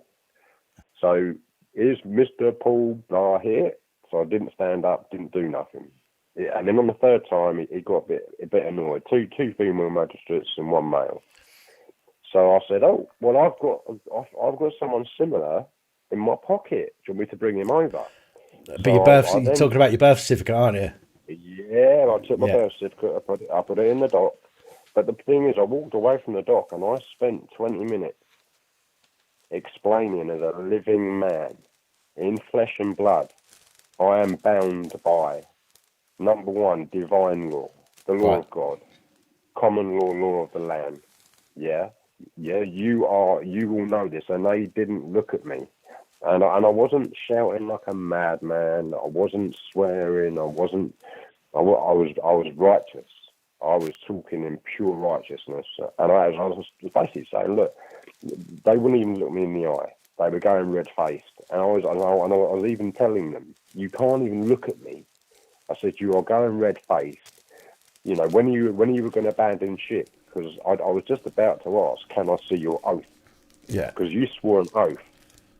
Yeah, so we need we need, long story short, I won the case, and the only way that I realised that they literally were taking the tiniest amount of money, because I suffer post-traumatic stress, and depression, anxiety, and all of that because of the shit I've seen and put up with. You know, I've seen suicides, I've seen serious self-harm, I've seen all sorts, all from the way these poor people are treated. Yeah? So that's actually had an impact on me, on top of the mental health team. And as you guys were correctly saying, and I love the way, and I applaud and honour the way you spoke to that gentleman a minute ago, yeah? He might have had a few beers, but you picked up on the fact that he was lonely and vulnerable, and I love the fact that you made him feel loved and welcome, and he wasn't alone. And do you know what? God bless your beautiful soul for that as well. The mental health team, they failed me and everybody else in the same way they failed a lovely black granddad called Errol Graham in North London. Right. Yeah. So what happened is the DWP stopped his payment benefits, and he missed his mental health appointments. Right. Yeah. And it's called the but-for law. Yeah. So nothing happens but for. It's the universal law of cause and effect. So nothing can happen without something happening. Yeah. So how many deaths are the DWP culpable for? How many deaths in the UK are the community mental health corporation? There was, and sorry for interjecting there was. I think it was last year. It may have been the beginning of this year, but I think it was last year. There was a big thing in the media about how the DWP have not investigated a lot of deaths that have happened because of their stopping people's payments, and that it was something to do with the fact that they didn't investigate them because they knew that it would come back to being their fault. Yeah. Now, there's a big thing about it. I can't remember the ins and outs of it, but I do remember that there was something in the media about that at some point, maybe in the last 12 months, maybe slightly longer than that. But sorry, carry on. Yeah. Oh, no. I mean, you're spot on. It's like you're investigating yourself. So it's almost like in the same way that one of the hardest things to do is these days, I know it sounds silly, is to say sorry to someone for being wrong. Yeah. Isn't it? If you know you've wronged somebody, pride normally blinds most people. Yes. And they're so proud and pride ridden that they'd be like, oh no, I'm not backing down. And there comes a point where someone that has said sorry to get the sorry they need. Yeah, we've all done it. We've all had it. We've all said sorry a million times to get to a person to get that, and then that person go, oh no, I'm sorry. Yeah. So they're never going to admit it themselves. The true figures will never come out. Yeah, the people are suffering. We're starving, and all I do all day with my spare time, I don't watch television. I sit, I research to woke and enlightened, conscious, living men and women who know. And I don't get lost in this COVID thing. Yeah, I don't wear a mask. I refuse to wear a mask. Yes, you are correct. We all have our opinions, but I'm just going to give everybody, because I'm looking at some of these views in here, and some people, can be offensive. Yeah. But listen, the opinion we measure an opinion very easily on people. So if I've watched one YouTube video and I've seen 5 memes on Facebook and I've watched a BBC documentary. Yeah. I'm one person. Then I'm going to be number 2. I've gone to college and I've studied. I got an A-level, and then I went to university for 2 years, and I've got a basic pass. Yeah. Or you're going to go to the higher level, and then so all of our opinion, we go to the higher level. So the more effort time you put in, the greater the opinion. The more matter and substance your opinion will have. Yeah. You can't sit there and say, oh well, I think COVID's this, I think COVID's that, because I watched this and I watched that. I don't know nothing about electromagnetic energy frequency within the cellular structure of the human body. Right. When I don't even know legal fiction, and I don't know this, but I know who scored the winning goal in 1977's FA Cup final. You know what I mean? Right. Do you get what I'm saying? So when it comes to people's opinion, that's amazing. We've all got opinions. How you measure it is great. Give it substance and matter, and then your opinion might be worth some salt. You might be, as Christ teaches, that you be salt of the earth. Yeah. But the reason I want to be called brother is, look, we're all someone's just put Stoic philosophy and put, I love it. Stoicism is amazing. If anyone's out there and they listen to, there's a lot to learn. Maritime admiralty law, yeah. You've got to learn the law. You've got to learn the game. Yeah. Once you've figured out their game, you'll know how to win. You can play the game of chess with them. But if you don't, and you can't pull it, and I've heard too many people go, yeah, I'm a straw man, mate. And it's like, oh my gosh. Well, then, okay, explain straw man. Oh, I'm a free man in the land, am I? And it's like, well, come on, keep going. Explain yourself. That's not going to win you a court case. Mm-hmm.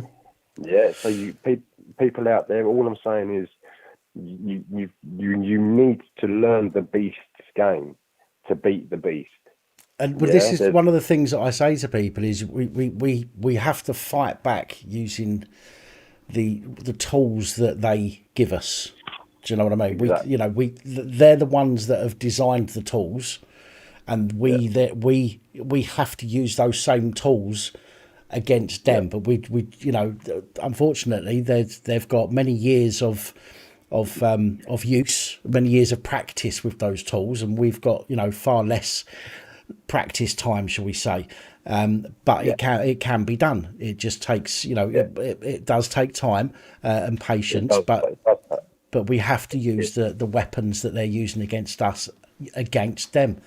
You can't just make stuff up and you know and hope that that's going to do the job for you. Yeah. So You'll have to. Sorry, you have to forgive me. It says here, this guy talks sense, pity, he's a hypocrite. Look, this is the first time I've made a call to a YouTube thing. All I'm trying to do is speak 1,000 miles an hour and throw out a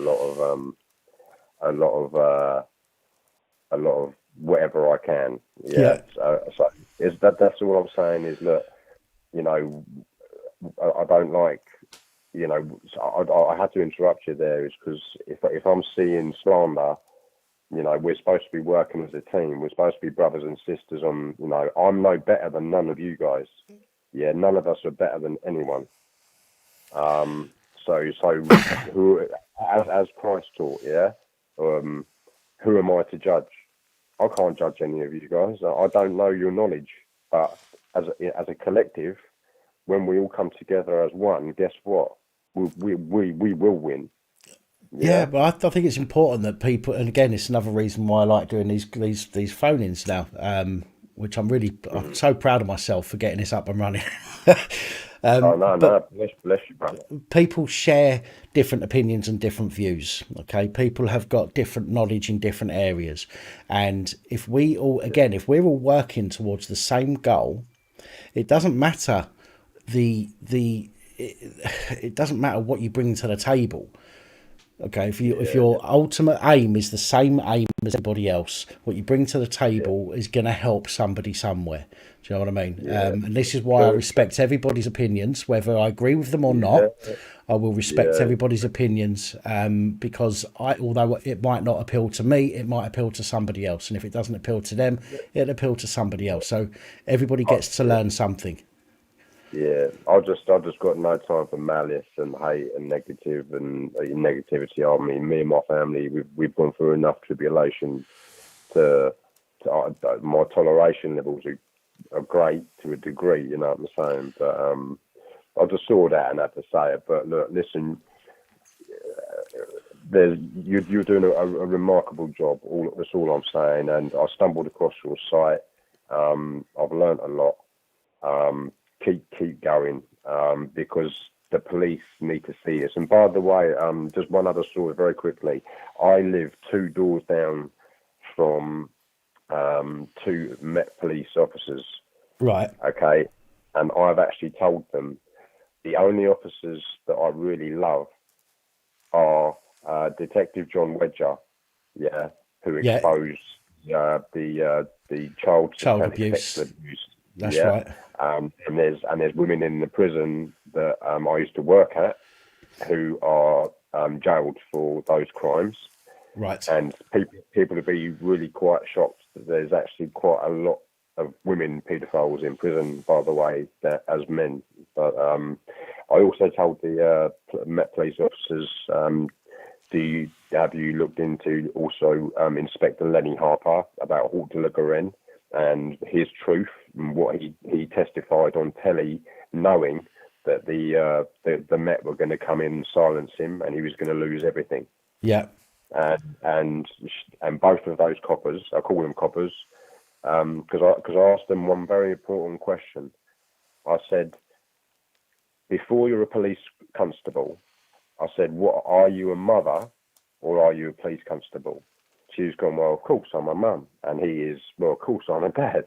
Yeah. I love my kids more than anything. And I said, right. So if you love your kids more than anything, then why are you turning a blind eye when you have the power and, you know, with your colleagues who are also all going to be parents, most of them. Yeah. Yeah.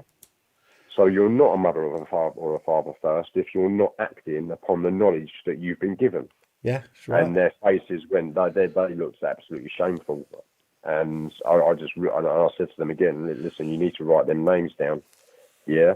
John Wedger, ex-detective, because if you're listening to me, you're going to say, oh, I'm just a tin hat conspiracy theorist. No, I've seen some of John Wedger's stuff already. Yeah. He is somebody some videos that I have seen of his, and I am aware of him. The other one you spoke about, I've not heard of. Yeah, I've just seen someone saying, look at the evidence Brian's got on. I'll have a look at what someone's written, something interesting there. Brian Harvey on Wedge Up. But yeah, so look, there's a lot to learn. Listen, I won't carry on. I won't harp on. There's going to be a lot of people that want to speak. But listen, at the end of the day, something I always told the residents, so I call them residents, not prisoners. Right. We live to learn and we learn to live. We listen to learn and we learn to listen. From the very, very, very minute we're born to the very last second, last breath of our, we are learning. And I've had a near-death experience, by the way, and lots of other weird stuff. But and I don't drink, I don't do drugs. I'm just a humble, lone single parent. I just learn something every day. It's just so there we go. We live to learn and we learn to live. And Babylon will come down soon. The deck of cards will fall. But listen, thank you very much for your time. Thank you for your call. And in the name of Jesus Christ, may our Heavenly Father bless you, all of you, each and every single one of you listening. Learn the game, and beat them. It's as simple as that. It's the biggest criminal cartel we have to beat first. Indeed. But listen, much love. I'll leave you peace. So peace be with you, and I'll leave you be now. And you take care of yourself. Thank you for the call. And you, yeah, nice one. God bless you, brother. Cheers, Ta-ra, much love. Bye-bye. Cheers, now. Bye. Where are we? Spacey Tracy. I'm a Gemini, just to answer your question. Well, it wasn't a question. You said you reckon is a Leo or a Gemini. I am a Gemini, just to answer that question for you. Okay, and we've got some more calls. Hello, good evening and welcome. Hello, Danny, you all right? I am. Who's this? It's Ian Broadus, mate. Hello, Ian. How are you? Yeah, not too bad, not too bad. Like your channel, by the way. Thank you. Yeah, it's really good. Anyway, what I'd like to say, mate, if that's all right. Please go ahead. I know people are probably getting really pissed off with the big C19 business. Right? I know I am, right? But whatever way you look at it, we can't ignore it. No. No way can we ignore it. It's in every aspect of life at the moment, so. Well, that's it. And I don't want to carry on like this. I want it to go back to the way it is. Full stop. Yep. But some things that really do piss. There's most of it pisses me off, but there is some good aspects about it. Right. One the masks. Right, because facial recognition goes absolutely berserk. Right, that's one good positive about it. Right, they certainly don't work. No.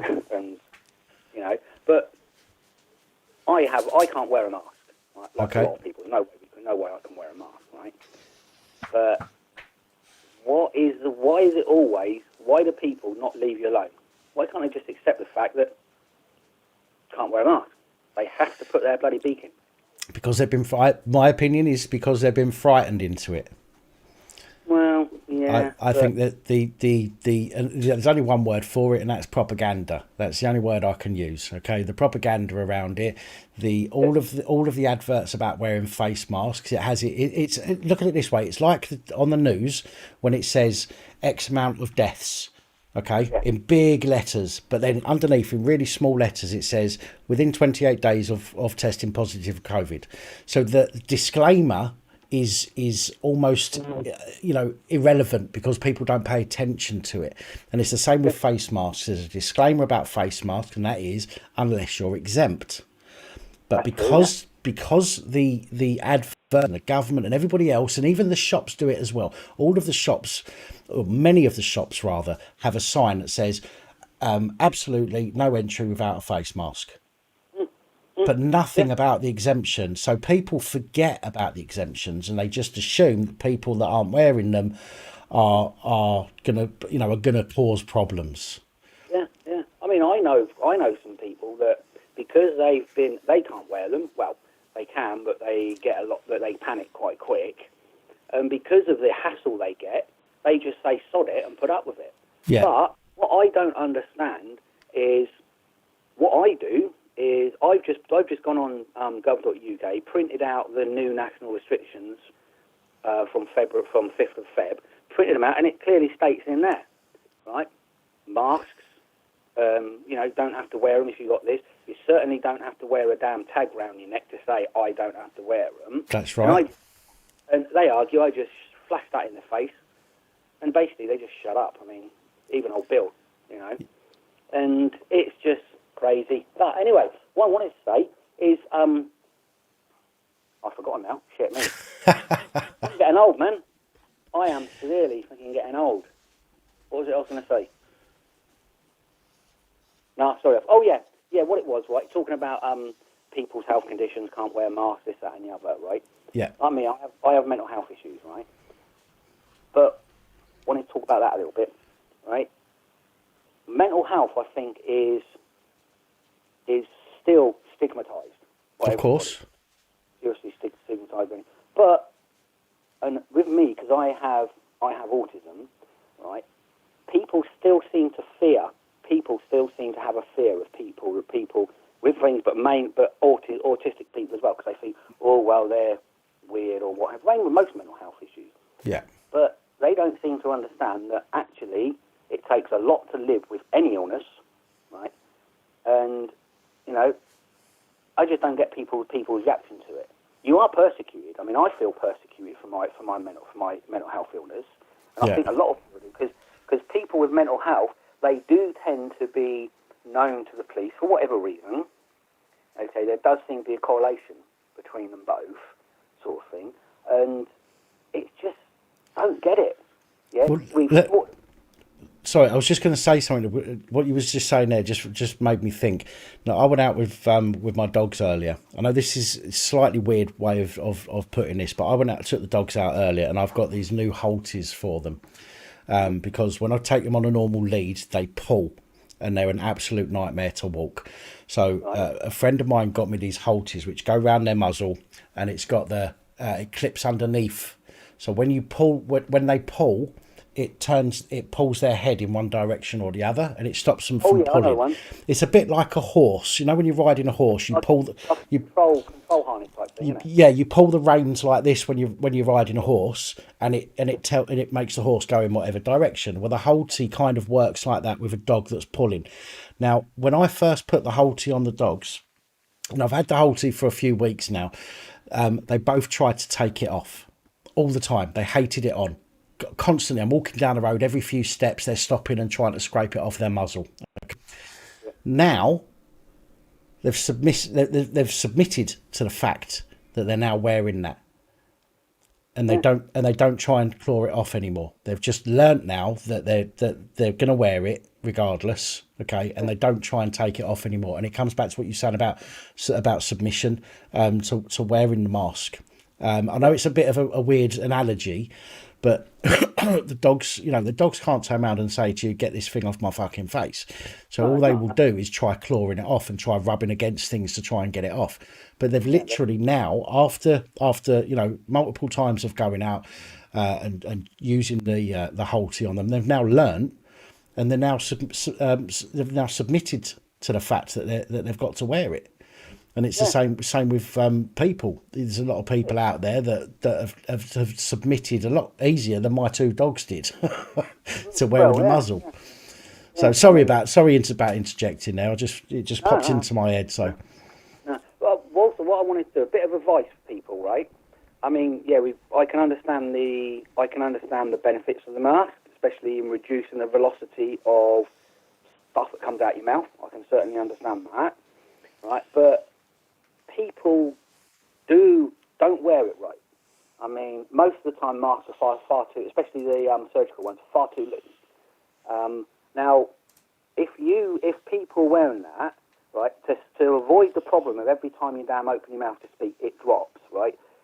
Before you put it over your ear, just twist it a little bit, and that'll tighten it, more and more onto your face. The more you twist it, right? So you won't get that constant falling down. Okay, because they all do it in the hospitals, right? And I thought, You know, I gave it a go once, and yeah, blow and hold, it really does work. Yeah, 'cause I'm fed up. You know, people use the hand sanitizer. I'm constantly using the my own hand sanitizer, because one, it costs too much, so I make my own. Yeah. Right? And it's on every damn website, even the government website is on there how to make your own. And so I'm constantly using it every time I go in a supermarket, okay? Every time I touch anything, out comes my hand sanitizer. Little squirt, Bob's your uncle. Right. People think that just one damn squirt with the stuff on the way in, that's fine. Yeah. They never use it on the way out. Yeah? And how many times have you been in a supermarket, and how many times have you seen actual people, you know, in the middle of their shopping, stopping to squirt their hands? Well, they don't. They're more likely to stop and fiddle with their mask. Yeah, I mean, I had my next door neighbour. She works in Asda, right? She's one of the checkout girls. Okay. Right, and one thing that really got me, I had a go at her actually to tell her bloody boss, right? She was, you know, told this bloke the price. So what did this old fart do? Pulled down his mask, like licked his fingers to get his money out, and just tried to hand it to her. And she was, I ain't fucking taking that. And so he caused a merry hell, this bloke. Oh, get the manager over, blah, blah, blah. I think, we're never going to get out of it. I just can't see us getting out of it myself, because even if we do, because I think the only way we can get over this is for the whole damn globe, right, to be free of it at the same damn time. Yeah. Because as soon as somebody flies out, they'll probably bring it back. And, you know, it's never going to work, is it? I can never see it. No, I mean, right from the beginning, I said, look, if person, this is an opinion. I'm not medically trained or anything like that, so I can only give an opinion and not facts on this. All right. So, I said from the beginning, in my opinion, if the government had turned round and said to everybody, right, there is a excuse me, there is a virus. It's potentially very dangerous. We need to make sure that this doesn't take hold. So for that reason, we've got to shut the borders for 2 weeks. Okay. Yeah. Just, you know, I'm just using this as an idea. We've got the borders for 2 weeks. If you're out of the country, we will pay the country that you're in at the moment to hold on to you for 2 weeks. The same as anybody that's here from another country, their government can pay us to hold on to them for 2 weeks. Okay, everything gets locked down within the like border wise. Yeah. And that way, you know that anybody that's here that's going to get it. Okay, you're not going to get, you're not, within a few weeks, you would have been able to curtail, in my opinion, a huge amount of potential spread. You wouldn't have had people trickling in, bringing COVID in at different times and reinfecting or infecting new people. Would have been able. Go on. We would never have. I mean, yeah, that I wanted them to do that, and I think a lot of people, because do that, we would never have had a blimmin' turn around to business and say, right, we're going to make you go down the pan, Swanee, mate. We're going to make you lose your damn livelihood. And I feel sorry for the damn businesses, because a lot of these small businesses, I mean, sod the big ones like McDonald's and all this shit. It's the small independent ones. They've got all their chickens, all their eggs in one basket, and the government are turning around and saying, yeah, fuck you, mate, you go bust. We ain't going to support you. Sorry, just want to say that the dog pulled out the lid for my headphones, so that bit of audio might be a bit funny. So my apologies. Yeah. I mean, we could have said. I mean, all these lockdowns, right? It's really because the government have ballsed up, right? And we are basically taking the rap for their bullshit. Well, of course. Yeah, we getting blamed for it. We keep getting blamed for it. And I can see. I've always said to people what I always said when they introduced this damn November the 5th one, and then old Boris was, you know, wanting to, I'm going to save Christmas like some sort of bloody caped hero or something, right? I've always said to people, I know exactly what's going to happen. He's going to release it on the 2nd of December. He's going to let everybody empty their damn bank accounts and wallets and what have you to buy presents. Yeah. And then he's going to let them all spend all the damn money they get from their presents in the January sales. And then he's going to say, right, we've had all your money. I can get back in your house. That's what he's going to say. Yeah. And I just pissed off of it. But all I can do is protect myself. And by protecting myself, I'm protecting others. effectively. So, Yeah, no, I do get that. I mean, I don't wear a mask. I've got to be honest. I've not changed anything. I don't wash my hands any more than I did before. I've got to be honest. I don't use hand sanitizer. And again, this is my choice. I'm not telling people that they shouldn't. This is just my own personal choice. I haven't changed anything that I was doing before. I mean, I don't go out very often anyway. But in fact, I've actually gone out more recently than I have done in the last several months. But I will be respectful of other people. If somebody's wearing a mask, I get that they have a belief, okay, and I will respect that by giving them space, and I will swerve them. Do you know what I mean? But I do expect people to respect my choices as well as I am respecting theirs when I'm out and about. The problem is there are